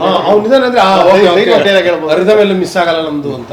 ಅವನು ಹಾಡ್ತಾನೂ ಇದ್ದ, ಅವನು ಅಂದರೆ ಹಾಡೋ ಬೇರೆ ಇದ್ರೂ ಅದ್ರ ಫ್ಲೋ ಅಲ್ಲಿ ಇರ್ತಿದ್ದ. ಮೇಳಕ್ಕೆ ಒಂದು ಸ್ಟ್ರೆಂತ್ ಆದ ಸಂಪೂರ್ಣ, ಅಂದರೆ ನಾಟಕ ಬಿಗಿನಿಂಗ್ ಇಂದ ಕಡೆವರೆಗೂ ಅವ್ನು ಹಾಡ್ಕೊಂಡು. ಅಡ್ವಾಂಟೇಜ್ ಹೆಂಗೆ ಆಗತ್ತೆ ಅನ್ನೋದು, ನಾನು ಬಲರಾಮ ಪಾತ್ರ ಮಾಡ್ಬೇಕಾದ್ರೆ ನನಗೆ ಆ್ಯಕ್ಚುಲಿ ಸುಮನ್ ಬಂದು ನನಗೆ ಗೈಡ್ ಮಾಡ್ದ, ಇದನ್ನು ಹೀಗೆ ಮಾಡ್ಬೋದು ಇದು ಅಂತ. ಯಾಕೆಂದರೆ ನಾವು ಏನೋ ಜ್ಞಾಪಕ, ಜಯನಗರ್ ನ್ಯಾಷನಲ್ ಕಾಲೇಜಲ್ಲಿ ನಾವು ರಿಹರ್ಸಲ್ ಮಾಡ್ತಿದ್ದಾಗ ಸುಮನ್ ಬಂದು ನನಗೆ ಈ ಥರ ಮಾಡಿ ಹೇಳ್ಕೊಟ್ಮೇಲೆ ಆಮೇಲೆ ನಾನು ಮಂಜುನಾಥ್ ಜೊತೆ ಹೋಗಿ ಪ್ರಾಕ್ಟೀಸ್ ಮಾಡಿದ್ದು. ಸೊ ಎಸ್ಪೆಷಲಿ ಹೇಳ್ತಿದ್ದಕ್ಕೆ ರಿದಮ್ನ ಕ್ಯಾಚ್ ಮಾಡೋದು ತುಂಬ ಇಂಪಾರ್ಟೆಂಟ್ ಇದೆ ಡೈಲಾಗಲ್ಲಿ. ಸೊ ಆ ಥರ ನಮಗೆ ಪಾತ್ರ ಮಾಡಿದವರೇ ಬಂದು ನಮ್ಮ ನಾಟಕದಲ್ಲಿ ಹೇಳ್ಕೊಡ್ಬೇಕು ಅನ್ನೋದಿಲ್ಲ, ಬೇರೆಯವರೆಲ್ಲ ಸೇರಿಕೊಂಡು ಅದನ್ನ ರೆಡಿ ಮಾಡಿಬಿಡ್ತಾರೆ ಅಂತ. ಶೃಂಗನ ಬಗ್ಗೆ ಏನು ಅಂದರೆ, ನಾನು ನೋಡಿರೋ ಶೃಂಗ ಹೆಂಗೆ ಅಂದರೆ, ಇವನೊಂದು ಅದ್ಭುತ ಅಸೆಟ್ ಅಂತ ನನಗೆ ಅವತ್ತೇ ಅನಿಸಿತ್ತು ಫಸ್ಟ್ ನಾವು ನೋಡಿದಾಗಲೇ. ಆ್ಯಂಡ್ ನೆಕ್ಸ್ಟ್ ಯಾವ ಪಾತ್ರ ಬೇಕಿದ್ರೂ ಮಾಡೋಕ್ಕೆ ಇವ್ನು ರೆಡಿ ಇರ್ತಾನೆ ಅಂತ ಅನಿಸುತ್ತೆ ನನಗೆ. ಶೃಂಗ ಎಲ್ಲ ಪಾತ್ರದ ಡೈಲಾಗ್ ಮೂಮೆಂಟ್ಸ್ ಎಲ್ಲ ಗೊತ್ತಿತ್ತು ಅವನಿಗೆ. ಅಂದರೆ ಈಗ ಗೋಕುಲ್ ನಿರ್ಗಮದಲ್ಲಿ ಮಂಜು ಇಲ್ಲ ಅಂದ್ರೂ ಕೃಷ್ಣನ್ ಪಾತ್ರ ಅವ್ನು ಮಾಡ್ಬೋದು, ಅಥವಾ ಅಕ್ರೂರನ ಪಾತ್ರ ಮಾಡ್ಬೋದು, ಬಲರಾಮನ ಪಾತ್ರ ಮಾಡ್ಬೋದು, ಹೈವದನದಲ್ಲೂ ಪಾತ್ರ ಇದು ಇವಾಗ ಮಾಡ್ತಾ ಇದ್ದಾನೆ ಕೂಡ, ದೇವದತ್ತನ ಪಾತ್ರ ಮಾಡ್ತಿದ್ದಾನೆ. ಸೊ ಆ ಥರ ಯಾವುದೇ ನಾಟಕದಲ್ಲಿ ಯಾರೇ ಇಲ್ಲ ಅಂದರೂ ನೆಕ್ಸ್ಟ್ ಮಾಡೋ ನಾವು ಅಂತ. ಎಲ್ಲೋ ಒಂದು ಕಡೆ ಭರಣ ಸರ್ ನನ್ನನ್ನು ಆ ಥರ ನೋಡ್ತಿದ್ರು, ಇವನು ಇದ್ದಾನೆ ಪೂರ್ಣ, ಇವ್ನು ಯಾವ ಪಾತ್ರ ಬೇಕಾದ್ರೆ ಮಾಡ್ತಾನೆ ಅಂತ. ನಾನು ಶೃಂಗನಲ್ಲಿ ನೋಡ್ತೀವಿ ಅದನ್ನು, ಇವನೊಬ್ಬ ಮಾಡ್ಕೊಂಡು ಹೋಗ್ತಾನೆ ಕೂಡ ಎಲ್ಲ ಪಾತ್ರದಲ್ಲಿ. ಗುರಿಯೇನೂ ಆಗಿರ್ತಾನೆ, ಭಾಗವತನೂ ಆಗಿರ್ತಾನೆ, ನಟನೂ ಆಗಿರ್ತಾನೆ, ದೇವದತ್ತನೂ ಮಾಡಿರ್ತಾನೆ. ಪೂರ್ಣ ಮೊನ್ನೆ ಜೋಕುಮಾರಲ್ಲಿ ಗುರಿ ಆತನೇ ಮಾಡಿದ್ದು ನಯನನವರು ಶೃಂಗ. ಈಸ್ ವರ್ಸಟೈಲ್, ಅದು ಅಷ್ಟೇ. ಅವು ಯಾವ ಪಾತ್ರಕ್ಕೂ ರೆಡಿ. ಸೊ ಅದು ಥಿಯೇಟ್ರಿನ ಮೂಲ ಇದು ಸ್ಟ್ರೆಂತ್ ಅಂತ ಹೇಳ್ಬೋದು. ಸೊ ದಾಟ್ ವೇ ಆಮೇಲೆ ಏನಂದರೆ ಅವನು ಬೇರೆ ಬೇರೆ ತಂಡದಲ್ಲಿ ಬೇರೆ ಬೇರೆ ದೇಶಕ್ಕೆಲ್ಲ ಹೋಗಿ ಬಂದಿದ್ದಾನೆ, ಆ ಲೆವೆಲ್ಗೆ ಬೆಳೆದಿದ್ದಾನೆ. ಆದರೂ ಬಂದು ಬೆನ್ಕಾದಲ್ಲಿ ಅವನು ಬಿಡುಗು ಮಾಡ್ಕೊಂಡು ಬಂದು ಬೆನ್ಕ ನಾಟಕಗಳಿದ್ದಾಗ ಬೆನ್ಕ ನಾಟಕಗಳನ್ನ ಮಾಡಿ ಹೋಗ್ತಾನೆ. So he is an asset ಅಂತಲೇ ಹೇಳ್ಬೋದು ಎಲ್ಲ ರೀತಿನಲ್ಲೂ. And very nice person, very soft person. Second generation ಆದಮೇಲೆ ನಾಟಕ ಜೋಕುಮಾರ ಸ್ವಾಮಿ ಆಗಲಿ, ಗೋಕುಲ, ಹೈವದಲ್ಲಿ ಒಂದಷ್ಟು ಶೋ ಟಪ ಅಂತ ಮಾಡಿಬಿಟ್ವಿ ಒಂದು 10 ವರ್ಷದಲ್ಲಿ. ನಮಗೆ ಸೀರಿಯಲ್ಗಿಂತ ಜಾಸ್ತಿ, ಸಿನಿಮಾಗಿಂತ ಜಾಸ್ತಿ ನಾಟಕ ಬಿಸಿದ್ವಿ ನಾವು. ಈ ಶೋ ಆ ಶೋ, ಈ ಮಂತ್ ಆ ಮಂತು, ಡೆಲ್ಲಿ ಅಂತ, ಭೂಪಾಲ್, ಬಾಂಬೆ, ಎಲ್ಲಿ ರಿಹರ್ಸಲ್, ಟ್ರೈನಲ್ಲಿ ಹೆಂಗೆ ಮಾಡ್ತಾರೆ ರಿಹರ್ಸಲ್, ಇನ್ನು 3 ದಿನ ಇದೆಯಲ್ಲ ಡೆಲ್ಲಿಗೆ ಹೋಗೋಕ್ಕೆ ಅಂತ ದಿನ ಸಾಯಂಕಾಲ ರಿಹರ್ಸಲ್ ಟೈಮಲ್ಲಿ ರಿಹರ್ಸಲ್ ಮಾಡ್ಕೊಂಡು ಹೋಗ್ಬಿಡೋದು. ಆಯ್ತಲ್ಲ ರಿಹರ್ಸಲ್ ಇನ್ನೇನು ಅಂತ. ಯಾವಾಗ ಎಲ್ಲಿ ಬೇಕಾದ್ರೂ ರಿಹರ್ಸಲ್ ಮಾಡ್ಬೋದಾಗಿತ್ತು ನಾವು, ಇಂಥ ಟೈಮಲ್ಲಿ ಆಗ್ತಿರಲಿಲ್ಲ. ಸೊ ನಮ್ಮ ಏನು ಸೆಕೆಂಡ್ ಜನ್ರೇಷನ್ ಹೀಗೆ ಇನ್ನು ಭಾಳಷ್ಟು ಜನ ನಾವು ಮಿಸ್ ಮಾಡಿದ್ದೀವಿ. But these are the major people who have really dedicated ಬೆನ್ಕಾಗೋಸ್ಕರ. 2018ರಲ್ಲಿ ಅಲ್ಲ ನೀವು ಮಾಡಿದ್ದು? ಹಾಂ, ಸೊ 98ರಿಂದ 2018 ಒಂದು 20 ವರ್ಷ ನಾವು ನಾನು ಮಂಜು ಮಾಡ್ಕೊಂಡು ಬಂದಿದ್ದ ಪಾತ್ರಗಳು. ಅದು ಆವತ್ತು ತುಂಬ ಕಷ್ಟ ಅದು ಪಾತ್ರ ಬಿಟ್ಕೊಡೋದು ಅಂದರೆ ಯಾರಿಗೇ ಆಗಲಿ. ನನಗೆ ಆವತ್ತು ಅನುಭವ ಆಗಿದೆ. 20 ವರ್ಷದ ಹಿಂದೆ ಸುಂದರರಾಜ್ ಸರ್ ಹೆಂಗೆ ಅಂದರೆ ಅವ್ರಿಗಂದ್ರೆ ತುಂಬ ಗ್ಯಾಪ್ ಆಗೋಗಿತ್ತು. ಬಟ್ ನನಗೆ ಕಪಿಲ ಪಾತ್ರ ಬಿಟ್ಕೊಟ್ಟೆ ಅನ್ನೋದಕ್ಕಿಂತ ಡಬಲ್ ನನಗಿದಾಗಿದ್ದು ಬಿ ವಿ ಕಾರಂತರ ಪಾತ್ರ ನನಗೆ ಸಿಕ್ಕಿತ್ತು. ಅಂದರೆ ಕಪಿಲನ್ ಬಿಟ್ಕೊಟ್ಟೆ ಹಿಂಗೆ ಕಾರಂತರೇ ನನಗೆ ಸಿಕ್ಕಾಗಾಯ್ತು. ಅದಂತ ಸ್ಪೆಷಲ್ ಇದು ಹೇಳ್ತಾರಲ್ಲ. ಅದಕ್ಕಿಂತ ಇನ್ನೊಂದೇನು ಅಂದರೆ, ಮೊದಲೇ ಫಸ್ಟ್ ಆಫ್ ಆಲ್ ನನಗೆ ಇನ್ನು ನಾನು ನಂಬಿಕೊಳಕ್ಕಾಗ್ತಾ ಇಲ್ಲ, ನಾನು ಇನ್ಮೇಲಿಂದ ದೇವದತ್ತ ಮಾಡಲ್ಲ, ಇನ್ಯಾರೋ ಮಾಡ್ತಾರೆ ಅನ್ನೋದನ್ನ. ಇನ್ಯಾರೋ ಶೋಗಳು ಮಾಡ್ಕೊಂಡು ಹೋಗ್ತಾರೆ, ನಾವೇ ಮಾಡ್ಬೋದಲ್ಲ ಅನ್ನೋದೇ ನಮ್ಮ ತಲೆ. ಅದಿದ್ದೇ ಇರುತ್ತೆ, ಯಾವುದೇ ನಟನಿಗಾದರೂ ಒಂದು ಆ ಸ್ವಾರ್ಥ ಇದ್ದೇ ಇರುತ್ತೆ, ನಾನೇ ಮಾಡ್ಬೇಕು ಈ ಪಾತ್ರನ ಅಂತ. ಅದಕ್ಕಿಂತ ದೊಡ್ಡ ಚಾಲೆಂಜ್ ಏನು ಕೊಟ್ಟರು ಭರಣ ಸರ್ ಅಂದರೆ, ಬರ ಕೂತ್ಕೊಳಲ್ಲಿ ನಾನು ನೀನು ಕೂತ್ಕೊಂಡು ಕ್ಯಾಸ್ಟಿಂಗ್ ಮಾಡ್ಬಿಡೋಣ ಅಂತ. ನಾನೇ ಕ್ಯಾಸ್ಟಿಂಗ್ ಮಾಡಬೇಕು ನೆಕ್ಸ್ಟ್ ಇದಕ್ಕೆ. ಸೊ ಅದಕ್ಕೆ ಒಂದು ಆಡಿಷನ್ ಕರೆದ್ಬಿಡೋಣ, ಆಡಿಷನ್ ಮಾಡಿಬಿಟ್ಟು ಕ್ಯಾಸ್ಟ್ ಮಾಡ್ಬಿಡೋಣ ಅಂತ ನೀನೇ ಮಾಡಿಸು ಅಂತ ಇದ್ದರು ಅವಾಗ. ಆ್ಯಕ್ಚುಲಿ ನಾನು ಅಲ್ಲಿವರೆಗೂ ಅಂದರೆ ನಟನೆಯಲ್ಲಿದ್ದೆ, ತುಂಬ ಫ್ರೀ ಕೂಡ ಇದ್ದೆ, ನಾನೇ ಡೈರೆಕ್ಟ್ ಮಾಡಬೇಕು ಅನ್ನೋ ಆಸೆಯಲ್ಲಿತ್ತು ನನಗೆ. ಕ್ಯಾಸ್ಟಿಂಗ್ ಕೂಡ ನಾನೇ ಮಾಡಿದ್ದು ಕೂತ್ಕೊಂಡು, ಪನ್ನು ಮತ್ತು ಶೃಂಗ ಮಾಡಲಿ ಸರ್, ಇದು ಸಖತ್ತಾಗುತ್ತೆ ಇವರಿಬ್ಬರಿಗೆ. ಪನ್ನುಗೆ ಆ ಒಂದು ಕಪಿಲನ ಪಾತ್ರಕ್ಕೆ ಅವನ ಬಾಡಿ ಲ್ಯಾಂಗ್ವೇಜು, ಆ ವಾಯ್ಸು, ಪನ್ನು ವಾಯ್ಸು ಸಖತ್ತಾಗಿ ಸೂಟ್ ಆಗುತ್ತೆ. ಆ್ಯಂಡ್ ಶೃಂಗ ನನ್ನ ಥರ ಬೆಳ್ಳಿಗೆ ಆ ಒಂದು ದೇವದತ್ತನ ಪಾತ್ರಕ್ಕೆ ಸೂಟ್ ಆಗ್ತಾನೆ ಅಂತ. ಆ್ಯಂಡ್ ನಮ್ಮ ಅದೃಷ್ಟಕ್ಕೆ ಅನನ್ಯನೂ ಕೂಡ ಸಿಕ್ಕಿಲ್ಲ, ಅನನ್ಯ ಭಟ್. ಈ ಆ ಟೈಮಲ್ಲಿ ಹಿಂಗಾಗೋಯ್ತು ಅಂದರೆ ನಾನು ಆ್ಯಕ್ಚುಲಿ ಪನ್ನುಗೆ ಎಷ್ಟೋ ಸರಿ ಸಾರಿ ಕೇಳಬೇಕು. ಬಿಕಾಸ್ ಪಾಪ ಅವನು ಫಸ್ಟ್ ಟೈಮ್ ಶೋ ಮಾಡುವಾಗ ನಾನು ಅವನಿಗೆ ಏನು ನಾನು ಹೇಳ್ಕೊಡೋಕ್ಕಾಗಿಲ್ಲ. ಬಿಕಾಸ್ ಇಲ್ಲಿ ಬಾಬಾಕಾರ್ ಅಂತ ನಾಟಕದಲ್ಲಿ ನಾನು ಫುಲ್ ಅದು ಸಂಪೂರ್ಣ ಇದು ಸೊ ಮುಖ್ಯ ಪಾತ್ರ ಮಾಡ್ತಿದ್ರಿಂದ ನನಗೆ ಅಲ್ಲೇ ತುಂಬ ರಿಹರ್ಸಲ್ಸ್ಗೆ ಇದಾಗ್ತಿತ್ತು. ಆದರೆ ಒಂದು ನನಗೆ ಪನ್ನು ಬಗ್ಗೆ, ಶೃಂಗನ ಬಗ್ಗೆ ಭಾಳ ಕಾನ್ಫಿಡೆನ್ಸ್ ಇತ್ತು. ಯಾತಕ್ಕೆ ಅಂದರೆ ಎಷ್ಟೋ ಶೋಗಳಲ್ಲಿ ನಾನು ಯಾವುದೋ ಒಂದು ಒಂಚೂರು ಏರುಪೇರು ಆಗೋದು ಇಮೋಷ್ನಲಿ, ಯಾವುದೋ ಒಂದು ಹಿಂಗೆ ಸರಿಗೆ ಮಾಡಲಿ ನನಗೂ ಅನಿಸಿರೋದು. ಆದರೆ ಹೆಂಗೋ ಶೋಲಿ ಹಿಂಗೆ ಹೊಟ್ಟೋಗಿರ್ತಿದೆ. ಬಟ್ ಇಂಟರ್ವ್ಯೂಲಲ್ಲಿ ಅಥವಾ ಇನ್ನು ಶೋ ಆದಮೇಲೆ ಪನ್ನು ಮತ್ತು ಶೃಂಗ ಇಬ್ಬರು ಆ ಥರ ತುಂಬ ಹೇಳಿದ್ದಾರೆ, ಅದು ನೀವು ಯೂಶ್ವಲಿ ಹಿಂಗೆ ಮಾಡ್ತಿದ್ರಲ್ಲ ಮುಂಚೆ, ಅದು ಬರಲಿಲ್ಲ ಈ ಶೋ ಅಲ್ಲಿ ಅಂದರೆ ಎಷ್ಟು ಬೇಜಾರಾಗೋದಂದರೆ. ಅಂದರೆ ಅಯ್ಯೋ ಅಂದರೆ ದಟ್ ವಾಸ್ ಅದು ನನ್ನ ನಟನೆಯ ಒಂದು ಒಳ್ಳೆಯ ಭಾಗ. ಅದನ್ನು ನಾನು ಮಿಸ್ ಮಾಡಿದೆ ಅಂತ ಇವ್ರು ಹೇಳ್ತಿದ್ದಾರೆ ಅಂತ ನಾನು. ಸೊ ಅದಾದಮೇಲೆ ಆ ಒಂದು ಸೀಕ್ವೆನ್ಸ್ ಅಂತೂ ಇನ್ಯಾವತ್ತೂ ತಪ್ಪು ಮಾಡ್ತಿರಲಿಲ್ಲ ನಾನು. ಅಲ್ಲ ಇದು ಹೇಗೆ ಇವ್ರು ನನಗೆ ನೆನಪಾಗೋರು. ಅಲ್ಲ ಇದು ನಮ್ಗೆ ಹೆಂಗೆ ಅಂದ್ರೆ, ಹಯವದನ ನಮ್ಗೊಂಥರ ಟೆಕ್ಸ್ಟ್ ಬುಕ್ ಪ್ರೊಡಕ್ಷನ್. ನನಗೆ ಪನ್ನಗನಿಗೆ ಶೃಂಗನಿಗೆ ಎಲ್ಲರಿಗೂ ನಮಗೆ ಆ ನಟನ ಪಾತ್ರ ಮಾಡ್ಬಿಟ್ಟು ಸೈಡ್ ವಿಂಗಲ್ಲಿ ಕೂತ್ವಿ ಅಂದ್ರೆ ನಾವು ಪಾತ್ರ ನಟನ ಪಾತ್ರವಾಗಿರ್ತಿರ್ಲಿಲ್ಲ. ಆ ವಿದ್ಯಾ ಅವ್ರ ಎಮೋಷನ್ ಆಗಲಿ, ಪೂರ್ಣ ಎಮೋಷನ್ಸ್. ಎಸ್ಪೆಷಲಿ ನನಗೆ ಹೆಂಗಾಗಿತ್ತು ಅಂತ ಹೇಳಿದ್ರೆ, ನಾನು ಅಲ್ಲಿ ಕೂತ್ಕೊಂಡು ಈ ಕಡೆ ನೋಡ್ತಾ ಇರ್ಬೇಕಾದ್ರೆ, ಮೇಳದಲ್ಲಿ ಕೂತ್ಕೊಂಡು ನೋಡ್ಬೇಕಾದ್ರೆ ನನಗೆ ಮೆಜಾರಿಟಿ ಆಫ್ ದ ಟೈಮು ನಾನು ಕಪಿಲನ್ನೇ ನೋಡ್ತಾ ಇದ್ದೆ ಅಲ್ಲಿ. ಯಾಕೆಂದರೆ ಏನು ಪೂರ್ಣ ಈ ಕಡೆ ನಿಂತ್ಕೊಂಡು ಡೈಲಾಗ್ ಹೇಳ್ತಾರೆ, ಮಂಜಣ್ಣ ಆ ಕಡೆ ಇರೋರು. ಸೊ ನನಗೆ ಕಪಿಲನ್ ನೋಡಿ ನೋಡಿ ನೋಡಿ ಹೆಂಗಾಗೋಯಿತ್ತು ಅಂತ ಹೇಳಿದ್ರೆ, ನನಗೆ ಈ ಹಯವದಲ್ಲಿ ಬೇರೆ ಏನೋ ಪಾತ್ರ ಮಾಡ್ತೀನಿ ಅಂದರೆ ನಾನು ಕಪಿಲಂದೇ ಮಾಡ್ತೀನಿ, ಬೇರೆ ಅದು ಇಲ್ಲ. ಆವತ್ತಿಗೆ ಕಣ್ಣು ಹಾಕಿದ್ದೆ, ಇನ್ಸ್ಪೈರ್ ಆಗಿದ್ದದು. ಸತ್ಯ ನೀವು ಹೇಳ್ದಂಗೆ ಹಯವದನ ಟೆಕ್ಸ್ಟ್ ಬುಕ್ ಹೌದು. ಆ್ಯಂಡ್ ನಮಗೂ ಕೂಡ ನಾವು ಮಾಡಿಬಿಟ್ಟಿದ್ದೀವಿ ಅಂತಲ್ಲ, ನಾವೇ ಪ್ರತಿ ಶೋನಲ್ಲೂ ಕಲಿತಿದ್ವಿ ಅದರಲ್ಲಿ. ಎಷ್ಟರ ಮಟ್ಟಕ್ಕೆ ಅಂದರೆ, ಈ ಶೋನಲ್ಲಿ ಇದೇನೋ ಒಂದು ಗಿಟ್ಟಿರುತ್ತೆ, ಜನ ಚಪ್ಪಾಳೆ ತಟ್ಟಿರ್ತಾರೆ ಅದಕ್ಕೆ, ಓ ಇದು ಗಿಟ್ಟುತ್ತೆ ಚಿನ್ನ, ಇದನ್ನ ಹಿಂಗೆ ಮಾಡೋಣ ಅಂತ ಅನ್ಕೊಂಡ್ರೆ ನೆಕ್ಸ್ಟ್ ಶೋನಲ್ಲಿ ಅದಕ್ಕೆ ಚಪ್ಪಾಳೆನೂ ತಟ್ಟಲ್ಲ, ಗಿಟ್ಟೋದು ಇಲ್ಲ. ಇನ್ನೇನೋ ಒಂದು ಗಿಟ್ಟಿರುತ್ತೆ ನೆಕ್ಸ್ಟ್ ಶೋನಲ್ಲಿ, ಇದೇನಿದು ಇದನ್ನು ತೊಗೊಂಡ್ಬಿಟ್ರಲ್ಲ ಜನ ಈ ಸಲ ಅಂತ. ಸೊ ಅಂದರೆ ಕಥೆನೂ ಅದ್ಭುತವಾಗಿದೆ. ಮೂರೂ ಪಾತ್ರಗಳು, ಎಸ್ಪೆಷಲಿ ಪದ್ಮಿನಿಯ ಪಾತ್ರ, ಅದರ ಡೆಪ್ತು, ಆ್ಯಂಡ್ ಕಪಿಲ ದೇವದತ್ತನ ಪಾತ್ರ, ಅವೆರಡು ಪಾತ್ರಗಳ ಡೆಪ್ತ್ ಏನಿದೆ, ಆಳಕ್ಕೆ ಇಳಿದಷ್ಟು ಇನ್ನಷ್ಟು ಕಲಿಯಕ್ಕೆ ಸಿಗ್ತಾ. ಇನ್ನೊಂದು ಸ್ಪೆಷಾಲಿಟಿ ಏನಂದರೆ, 98ರಲ್ಲಿ ನಾವು 20 ವರ್ಷ ಏನೋ ವಯಸ್ಸು, ಆಗ ಇನ್ನು ಆಗಷ್ಟೇ ಯುವಕರು. ಅಲ್ಲಿಂದ 97 ಅಲ್ಲಿಂದ ಅಂದರೆ 20ನೇ ವಯಸ್ಸಿಂದ ಶುರು ಆಗಿ ಈ ಹೈವತ್ತನ ಜೊತೆ ಹೆಂಗೆ ಬಂತು ಅಂದರೆ, ನಾವು 20ರಿಂದ ಇನ್ನು 40-41ನೇ ವಯಸ್ಸಲ್ಲಿ ನಾವು ಅದನ್ನು ಬಿಟ್ಕೊಟ್ಟಿದ್ದು. ಆ 20 ಇಯರ್ಸಲ್ಲಿ ನಾವು ಯುವಕರಾಗಿ, ಆಗ ನಾವು ಲವ್ ಮಾಡಿ ಮದುವೆ ಆಗಿ ಮಕ್ಕಳು ಮತ್ತೊಂದು, ಇವೆಲ್ಲವೂ ನಮಗೆ ಜೊತೆಯಲ್ಲಿ ನಮ್ಮನ್ನು ಒಬ್ಬ ನಟನಾಗಿ ಬೆಳೆಸ್ತಾ ಬಂತು. ಬದುಕಿನ ಅನುಭವಗಳು, ಒಬ್ಬ ಈ ಪಾತ್ರದ ಅನುಭವಗಳಿದೆಯಲ್ಲ, ಎರಡು ನಮ್ಮನ್ನು ಜೊತೆಯಾಗಿ ಬೆಳೆಸ್ತಾ ಬಂತು. ಅದು ಬೇರೆ ನಾವು ಯಾಕೆ ವಿದ್ಯಾ ಅದು ಹೇಳ್ತೀನಿ ಅಂದರೆ ಒಬ್ಬ ನಟಿ, ಒಬ್ಬ ಆ್ಯಕ್ಟ್ರ್ ಬದಲಾದಾಗ ಅಲ್ಲಿಂದ ಒಂದು ಹೊಸ ಅದು ಬೇರೆ ಒಂದು ಲೀಪ್ ತಗೊಳುತ್ತೆ. ಸೊ ಆ ನಟಿ ಆ ಪಾತ್ರವನ್ನು ಬೇರೆ ರೀತಿ ನೋಡ್ತಾ ಹೋಗ್ತಾಳೆ, ಬೇರೆ ರೀತಿ ಅಭಿನಯಿಸ್ತಾ ಹೋಗ್ತಾಳೆ. ಸೊ ಅವಳ ಜೊತೆ ನಾವು ಸ್ಪಂದಿಸೋದು ಬೇರೆ ಆಗ್ತಾ ಹೋಗುತ್ತೆ. ಅವಳ ಕನೆಕ್ಷನ್ ಹೇಗಿರುತ್ತೆ, ಈಗ ನನ್ನ ಪೂರ್ಣನ ಒಂದು ಕೆಮಿಸ್ಟ್ರಿ ಹೇಗಿತ್ತು, ಆ ಥರದಲ್ಲಿ ಆ 20 years ಅದೊಂದು ನಾಟಕದಿಂದ ನಮ್ಮ ಬದುಕಿಗೆ ಬಹಳಷ್ಟು ಬದಲಾವಣೆ, ಬದುಕಿನಿಂದ ಆ ಪಾತ್ರ ಅಭಿನಯದಲ್ಲೂ ಬಹಳಷ್ಟು ಬದಲಾವಣೆ. Give and take. ಸೊ ಹಾಗಾಗಿ ನನಗೆ ಪೂರ್ಣಂಗೆ that is a very important play Hayavadana. Shivakumara ನಾಟಕ ಮಾಡಿದಾಗ ನಂಜಪ್ಪಣ್ಣ ಬಂದು ನೋಡು, ಅವ್ರು ಹಂಗೆ ಮಾಡಿದ್ದಾರೆ, ಇವ್ರು ಹಿಂಗೆ ಮಾಡಿದ್ದಾರೆ, ಇವ್ರು ಹಿಂಗೆ ಮಾಡಿದ್ದಾರೆ, ನೋಡು ಅವ್ರಿಗೆ ಹೇಳ್ತಾ ಇದ್ದೀನಿ ಇದೆಲ್ಲ ನನಗೇನೋ ಫಸ್ಟ್ ಡೈಲಾಗ್ ಹೇಳ್ಬಿಟ್ರೆ ಸಾಕು, ಆ್ಯಕ್ಟಿಂಗ್ ಹೆಂಗಾರ ಹಾಳಾಗೋಗಿ ಫಸ್ಟ್ ಡೈಲಾಗ್ ಹೇಳ್ಬಿಡ್ಬೇಕು. ಬೆನಕಾದ್ರೆ ಒಂದಿದೆ, ಡೈಲಾಗ್ ಬಿಟ್ಟ ಅಂದರೆ 1 ವರ್ಷ ರುಕ್ತರ ಹಾಕೊಂಡು. ಸೊ ಹಾಗಾಗಿ ನಂಜಪ್ಪಣ್ಣ ಹೇಳಿದ್ರು ಬೀಡ ಹಾಕೊಂಡು ತಿನ್ನು ಇನ್ನೂ ಚೆನ್ನಾಗಿರುತ್ತೆ ಅಂದರು. ಬೀಡ ಹಾಕೊಂಡು ತಿನ್ನೋ ನುಂಕೊಂಬಿಟ್ಟೆ, ರಸ ಬರ್ಸ್ಬೇಕಾದ್ರೆ ಹಿಂಗೆ ಅನ್ಕೊಬೇಕು, ರಸ ಬರ್ತಾ ಇದೆ, ತಿನ್ನೋಕ್ಕೆ ಆಗ್ತಾ ಇಲ್ಲ ನಮ್ಮ ಕೈಲಿ ಅಂತ. ಬಟ್ ಇವರು ಮಂಜು ಎಲ್ಲ ಮಗ ನೀನು ಮಾಡಿ ಮಗ ಮಾಡ್ತೀಯ ಮಾಡಿ ಮಗ, ಅದು ಹೆಂಗೆ ಅದೇನು ಧೈರ್ಯ ಬಂತು, ಏನೋ ಮಾಡಿದ ತಕ್ಷಣ ಓನರ್ ಹಾಕ್ಬಿಟ್ಟು ಬಿಡ ನಿಮ್ಮೆ ನೀನೇ ಗೌಡ ಅಂದರು.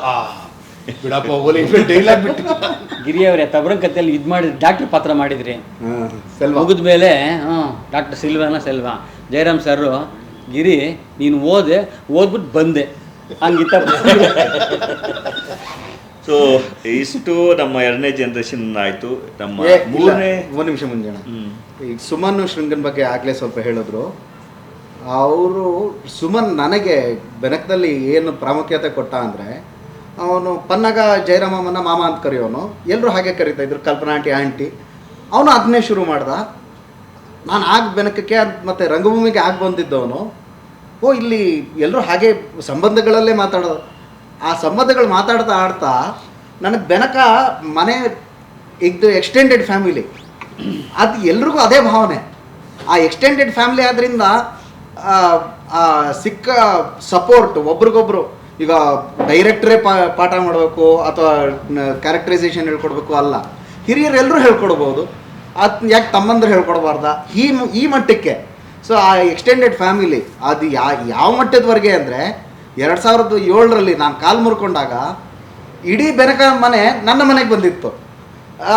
ಅದರಲ್ಲಿ ಶಂಕ್ರಿ ಅವನು ಏನೋ ಮಗ ಹಾರ್ಡ್ವೇರ್ ಅಂಗಡಿ ಮಾಡ್ಕೊಂಬಿಟ್ಟಿದ್ಯಲ್ಲ ಕಾಲು ಅಂತಂದಿದ್ದ.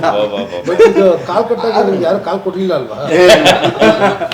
ಆದರೆ ಅದನ್ನ ಅಷ್ಟು ಲೈಟಾಗಿ ತಗೋಬೋದು ನಮ್ಗೆ ಹೇಳ್ಕೊಟ್ಟು ಅದಾಗಿದ್ದು ಒಂದು 7-8 ತಿಂಗಳು ಮತ್ತೆ ರೆಡಿ ಆದೆ. ಗೋಕುಲಕ್ಕೆ ಬಂದರೆ ಮಾಡ್ತೀಯ ಮಾಡು, ಅದೇ ಡ್ಯಾನ್ಸು, ಅದೇ ಬ್ಯಾಲೆ ನಾಟಕದಲ್ಲಿ ಒಂದು 2-3 ವರ್ಷ ಮಾಡಿದ್ದಿದ್ದು. 1 ವರ್ಷ ಫುಲ್ ಬೆಡ್ ರೆಸ್ಟು. ಬಂದರೆ ಮಾಡ್ಬೋದು, ಅದೇ ಗೊಲ್ಲನ್ ಪಾತ್ರ ಖುಷಿಯಾಗಿ ಮಾಡ್ತಾ ಇದ್ದೀವಿ. ಎಲ್ಲರೂ ಆಗುತ್ತೇನೋ, ಮಾಡ್ತೀಯ ಆ ಕಾನ್ಫಿಡೆನ್ಸ್ ಕೊಡೋದಿದೆಯಲ್ಲ, ಗಿರಿ ಸರ್ ಹೇಳಿದ್ದ ಆ ಕಾನ್ಫಿಡೆನ್ಸ್ ಎಲ್ಲರೂ ಪುಷ್ ಕೊಡ್ತಾರಲ್ಲ, ಅದು ಬೆನಕದಲ್ಲಿ ಅತ್ಯದ್ಭುತವಾಗಿ ಸಿಗುತ್ತೆ. ಆ್ಯಂಡ್ ಶೃಂಗ ಮಿಸ್ಟರ್ ಡಮ್ಮಿ, ನಮ್ಗಳಿಗೆ ಯಾವುದೇ ಪಾತ್ರಕ್ಕೆ ಯಾವುದೇ ನಾಟಕಕ್ಕೆ ಎಲ್ಲರೂ ಹಂಗೆ ರೆಡಿ ಆಗಬೇಕು ಅನ್ನೋಂಗೆ ಒಂದು ಎಕ್ಸಾಂಪ್ಲರಿಯಾಗಿ ನಿಲ್ತಾ ಇದ್ದಿದ್ದು. HN ಕಲಾಕ್ಷೇತ್ರದಲ್ಲಿ ಓಪನ್ ಏರ್ನಲ್ಲಿ ಗೋಕುಲ ರಿಹರ್ಸಲ್ ಮಾಡಬೇಕಾದ್ರೆ ಎಲ್ರಿಗೂ ಪೋಸ್ಟ್ ಗೋಕುಲ ಫಸ್ಟ್ ಪ್ರೊಡಕ್ಷನ್ ಆದಮೇಲೆ ಸೇರಿದವ್ರು ನಮ್ಗಳಿಗೆ ನನ್ನೋಳು ನಾನು ಇನ್ನೋಳು ನೀನು ಹಾಡ್ ಒಂದಿದೆ, ಅದ್ರ ಒಳಗೆ ನಾವು ಕ್ಯಾಸ್ಟ್ ಆಗಿಬಿಟ್ರೆ ಒಂದು ಎಲ್ಲದರಲ್ಲೂ ಗೋಕುಲದಲ್ಲಿ ಬಂದ್ವಿ ಅನ್ನಂಗೆ. ಶೃಂಗ ಅವನು ತುಂಬ ಸಣ್ಣಕ್ಕಿದ್ದ, ಚಿಕ್ಕ ಹುಡುಗ ಅನ್ನಂಗೆ ಅವನನ್ನು ಫಸ್ಟ್ ಇರಲಿಲ್ಲ ಆ 5 ಜನರಲ್ಲಿ. ಬಟ್ ಅವನು ರಿಹರ್ಸಲ್ ಮಾಡದೆ ಬಿಡ್ತಿರ್ಲಿಲ್ಲ. ಆ ಸೈಡ್ ವಿಂಗ್ ಕಂಬಗಳನ್ನ ಇಟ್ಕೊಂಡು ಅದನ್ನ ಜೊತೆ ನಾನೀ ಡ್ಯಾನ್ಸ್ ಮಾಡೋನು, ಇಲ್ಲಿ ಇನ್ನೆಲ್ಲರೂ ಡ್ಯಾನ್ಸ್ ಮಾಡ್ತಿದ್ರೆ ಹಾಗೂ ಮಾಡ್ಬೋದಾ ಅಂದರೆ ಹೊಸ ಡೈಮೆನ್ಷನ್ನು ರಿಹರ್ಸಲ್ಗಳಲ್ಲಿ. ಅಂದರೆ ಸೆಲ್ಫ್ ಪ್ರೊಆಕ್ಟಿವ್ನೆಸ್ ಹೆಂಗಿರ್ಬೋದು ಅನ್ನೋದನ್ನು ತೋರಿಸ್ಕೊಟ್ಟಿದ್ದು. ಆ್ಯಂಡ್ 2009 ನಾನು, ಸುಮನ್ನು, ಶೃಂಗ, ಲಕ್ಷ್ಮಿ, ಸುಂದರಮ್ಮ ಮಗಳು ಶ್ರುತಿ, ವಿದ್ಯಾ, ನಾವೆಲ್ಲ ಮಾಡಿದ್ದು ಇನ್ನೊಂದು ನನಗೆ ಅದ್ಭುತ ನಾಟಕ ಅಂದರೆ ನಂಗೆ ಯಾಕೋ ಡೌಟು. ಅದರಲ್ಲಿ ಆನ್ ಸ್ಟೇಜ್ ಆ್ಯಕ್ಟರ್ಗಳೇ ನಾವು ಹಾಡಿಕೊಂಡು ಇದು ಏನು ಮುಂಬೈ ಕಮರ್ಷಿಯಲ್ ಥಿಯೇಟರ್ದು ಸಂಶಯ ಕಳ್ಳೋಳು ಅನ್ನೋ ನಾಟಕ, ಅದನ್ನು BR ಲಕ್ಷ್ಮಣರಾವ್ ಸರ್ ಟ್ರಾನ್ಸ್ಲೇಟ್ ಮಾಡಿಕೊಟ್ಟು ಅದನ್ನು ಮಾಡಿದ್ದು ಅದ್ಭುತ ಎಕ್ಸ್ಪೀರಿಯನ್ಸು. ಪ್ರಮೋದ್ ಶಿಗಾವ್ ಸರ್ ಮತ್ತು ಜಯರಾಮ ಸೆಟ್ ಮಾಡಿದ್ದು. ಆಗ ಶಿಗಾವ್ ಸರ್ ಸ್ವಲ್ಪ ನಮಗೆ ಭಾರಿ ಕಷ್ಟನೇ ನನಗೆ, ಯಾಕೆಂದರೆ ನಾನು ಫಸ್ಟ್ ರೀಡಿಂಗ್ನಿಂದ ಅನ್ನೋಂಥ ಪ್ರೊಡಕ್ಷನ್ ಬೆನಕದಲ್ಲಿ ನಾನು ಮಾಡಿದ್ದು. ಸರಿಯಾಗಿ ರುಬ್ಬೋ ಅವರು ರುಬ್ತಾ ಇರಬೇಕಾದ್ರೆ ರಿಹರ್ಸಲ್ ಮುಗಿದ್ಮೇಲೆ ಪೂರ್ಣ ಸರ್ಗೆ ಸರ್ ಹಿಂಗಂತೆ ಸರ್ ಸೆಟ್ ಬೇಕಂತೆ ಸರ್ ಆ್ಯಕ್ಟರು ಇನ್ನೊಬ್ರು ಫೀಮೇಲ್ ಬೇಕಂತೆ ಸರ್ ಅಂತೆ ಅವ್ರ ಮೇಲೆ ಕಂಪ್ಲೇಂಟ್ ಅನ್ನೋ ಥರ ನಾನು ಪೂರ್ಣ ಸರ್ಗೆ ಹೇಳಿದ್ರೆ ಪೂರ್ಣ ಸರ್ ಒಂದೇ ಒಂದು ಮಾತು, ನಾಟಕ ಅಂತ ಬಂದಾಗ ಡೈರೆಕ್ಟರ್ ಈಸ್ ಅಲ್ಟಿಮೇಟ್. ಅವ್ರು ಇವತ್ತು ಏನು ಹೇಳಿದ್ರು ನೀನು ಮಾಡಲೇಬೇಕು. ನೀನು ನಾವು ಇಡೀ ತಂಡ ನಾವು ಒಪ್ಕೊಂಡಿದ್ದೀವ, ನೀನು ಒಪ್ಕೊಂಡಿದ್ದೀವಿ ಅವ್ರನ್ನ ಡೈರೆಕ್ಟರ್ ಅಂತ ಕೇಳಬೇಕು. ಏನಕ್ಕೆ ಅವ್ರು ಹೇಳ್ತಿದ್ದಾರೆ? ಅವ್ರ ಸ್ವಂತಕ್ಕೆ ಕೇಳ್ತಾರೆ, ನಾಟಕಕ್ಕೆ ಕೇಳ್ತಾರೆ. ಸೊ ನೀನು ಕೊಡಲೇಬೇಕದು ಅಂತ. ಸೊ ಆ ಅಲ್ಟಿಮೇಟ್, ಆ ಇನ್ಫಿನಿಟಿ ಅನ್ನೋ ಥರ ಅಲ್ಟಿಮೇಟಮ್, ಡೈರೆಕ್ಟರ್ ಈಸ್ ಅಲ್ಟಿಮೇಟ್ ಅನ್ನೋದನ್ನು ಹೇಳ್ಕೊಟ್ಟಿದ್ದು ಪೂರ್ಣ ಸರ್. ಅದಾದಮೇಲೆ ಗೋಕುಲ 2013 ರಿಹರ್ಸಲ್ ಮಾಡಬೇಕಾದ್ರೆ ಸುಬಲ ಸುದಾಸನ್ ರೋಲ್ನಲ್ಲಿ ನಾನು ಮಾಡ್ತೀನಿ ಸರ್ ಅಂತ ಹೇಳಿದೆ, ಹ್ಞೂ ಅಂದರು. ಪ್ರೊಡಕ್ಷನ್ ಇನ್ಚಾರ್ಜ್ ಕೂಡ ರಿಹರ್ಸಲ್ಸ್ಗೆಲ್ಲರೂ ಕೋಆರ್ಡಿನೇಟ್ ಮಾಡಬೇಕು. ಈ ಟೈಮ್ನಲ್ಲಿ ಗಿರಿ ಸರ್ ರಿಹರ್ಸಲ್ ಮುಗ್ದಿದ ತಕ್ಷಣ ಅವ್ರು ಹೊರಡೋಕ್ಕೂ ಮುಂಚೆ ಇದು ಕರೆಕ್ಷನ್ನು ಅಂತ ಹೇಳ್ಬಿಡೋರು. ನಾ ಹೆಚ್ಚು ಕೇಳಿಸ್ಕೊಳ್ಳೋಕ್ಕಾಗ್ತಿರಲಿಲ್ಲ, ಆದರೆ ಕೇಳಿಸ್ಕೊಳ್ತಿದ್ದೆ, ಬೇರೆದರಲ್ಲೂ ಇನ್ವಾಲ್ವ್ ಆಗಿರ್ತಿದ್ದೆ. ಗಿರಿ ಸರು ಒಂದು 2 ದಿನ ಆದಮೇಲೆ ಹೇಳೋದು ಬಿಟ್ಬಿಡ್ತಾರೇನೋ, ಅವ್ರಿಗೆ ರೆಸ್ಪಾಂಡ್ ಮಾಡ್ತಿಲ್ವಲ್ಲ ಸರಿಯಾಗಿ ಅಂತ. ಬಟ್ ಅದೇ ಟೈಮಿಗೆ ಗಿರಿ ಸರು ನೆಕ್ಸ್ಟ್ ಡೇ ಬಂದು ಹೇಳೋರು, ಅಲ್ಲ ಇವನು ಕೇಳಿಸ್ಕೊಳ್ಳಲ್ಲ ಅಂತ ಅನ್ಕೊಂಡಿರ್ತೀನಿ, ಆದರೆ ಕೇಳಿಸ್ಕೊಂಡು ನೆಕ್ಸ್ಟ್ ಡೇಗೆ ಇಂಪ್ಲಿಮೆಂಟ್ ಮಾಡ್ಕೊಂಡಿರ್ತಾನೆ ಅನ್ನೋ ಆ ಕಾನ್ಫಿಡೆನ್ಸಲ್ಲಿ ಮತ್ತೆ ಹೇಳೋರು. ಹಂಗೆ ಹೇಳ್ಕೊಟ್ಟಿದ್ದು. ಆಮೇಲೆ ಫಸ್ಟ್ ಗೋಕುಲದ ಸ್ಟಾರ್ಟಿಂಗಿಗೆ ಬಂದಾಗ ಮಂಜಣ್ಣ ಕೃಷ್ಣನ ಪಾತ್ರ, ಬಟ್ ಏನಕ್ಕೆ ಬರಬೇಕು, ಆ ಎಂಟ್ರಿ ಏನು, ಬನ್ನಿರೋ ಮದುವೆಗೆ ಎಲ್ಲಿಗೆ ಹೋಗ್ತಾಯಿದ್ವಿ, ಹೆಂಗೆ ಮಂಜಣ್ಣ ಅವ್ರ ಎಂಟ್ರಿಗೂ ಜಸ್ಟ್ ಮುಂಚೆ ಪ್ರಶ್ನೆ ಕೇಳಿದ್ರು ಸ್ಪಷ್ಟವಾಗಿ ಕಂಪ್ಲೀಟ್ ಕ್ಯಾರೆಕ್ಟರೈಸೇಷನ್ ಹೇಳಿಕೊಟ್ಟು ನಮಗೆ ರಿಹರ್ಸಲ್ ಮಾಡಿಸೋರು. ಶೋ ಮಾಡ್ತಾ ನೀನೊಂದು ಗೋಕುಲ ಕಲ್ತಿರೋ ಹಾಗೆ ನನಗೆ ಯಾಕೋ ಡೌಟು ಬಗ್ಗೆ ಸತ್ಯ ಹೇಳೋದು ನೆನಪು ಆಯಿತು. ಅದೊಂದು ಉದಾಹರಣೆ. ಯಾಕೆಂದರೆ ಅದು ತುಂಬ ಶೋ ಮಾಡೋದು ತುಂಬ ಕಷ್ಟದ ಪರಿಸ್ಥಿತಿಲಿ ಕೆಲವರು ಸತ್ಯ ಸುಮನ್ ಅಂಥವರು ಜವಾಬ್ದಾರಿ ಹೊತ್ಕೊಂಡು ಅದನ್ನು ಮುನ್ನಡೆಸಿದ್ದಕ್ಕೆ ಅದು ಇನ್ನಷ್ಟು ಶೋಸ್. ನಾನು ರೋಮಿಯೋ ಜೂಲಿಯಟ್ ಒಂದು ಉದಾಹರಣೆ ಕೊಟ್ಟೆ, ಬಟ್ ಇದು ಇನ್ನೊಂದಕ್ಕೆ ಉದಾಹರಣೆ. ಅಂದರೆ ನಟರ ಇನ್ವಾಲ್ವ್ಮೆಂಟು ಹಾರ್ಡ್ ವರ್ಕ್ ಇದ್ದಾಗ ಅದು ಇನ್ನೊಂದಷ್ಟು ಶೋಸ್ ಆಗೋದಕ್ಕೆ ಕಾರಣ ಆಗುತ್ತೆ ಅಂತ. ಸೊ ಅಲ್ಲಿ ನಾನು ಎಸ್ಪೆಷಲಿ ಅಲ್ಲಿ ಸತ್ಯ ಮತ್ತು ಸುಮನ್ ಡೆಡಿಕೇಶನ್ ಬಗ್ಗೆ ನಿಜವಾಗ್ಲೂ ಅಪ್ರಿಷಿಯೇಟ್ ಮಾಡಬೇಕು. ಕಷ್ಟ ಆಯ್ತು, 2-3 ಸರಿ ಸೆಟ್ ಕೂಡ ಅದರ ಪ್ಯಾಟರ್ನ್ ಎಲ್ಲ ಬದಲಾಗಿ ಏನೇನೋ ತುಂಬ ಒದ್ದಾಟ ಆಗಿ ಆ ಶೋ ಒಂದಷ್ಟು ಪ್ರದರ್ಶನ ಆಗಿತ್ತು.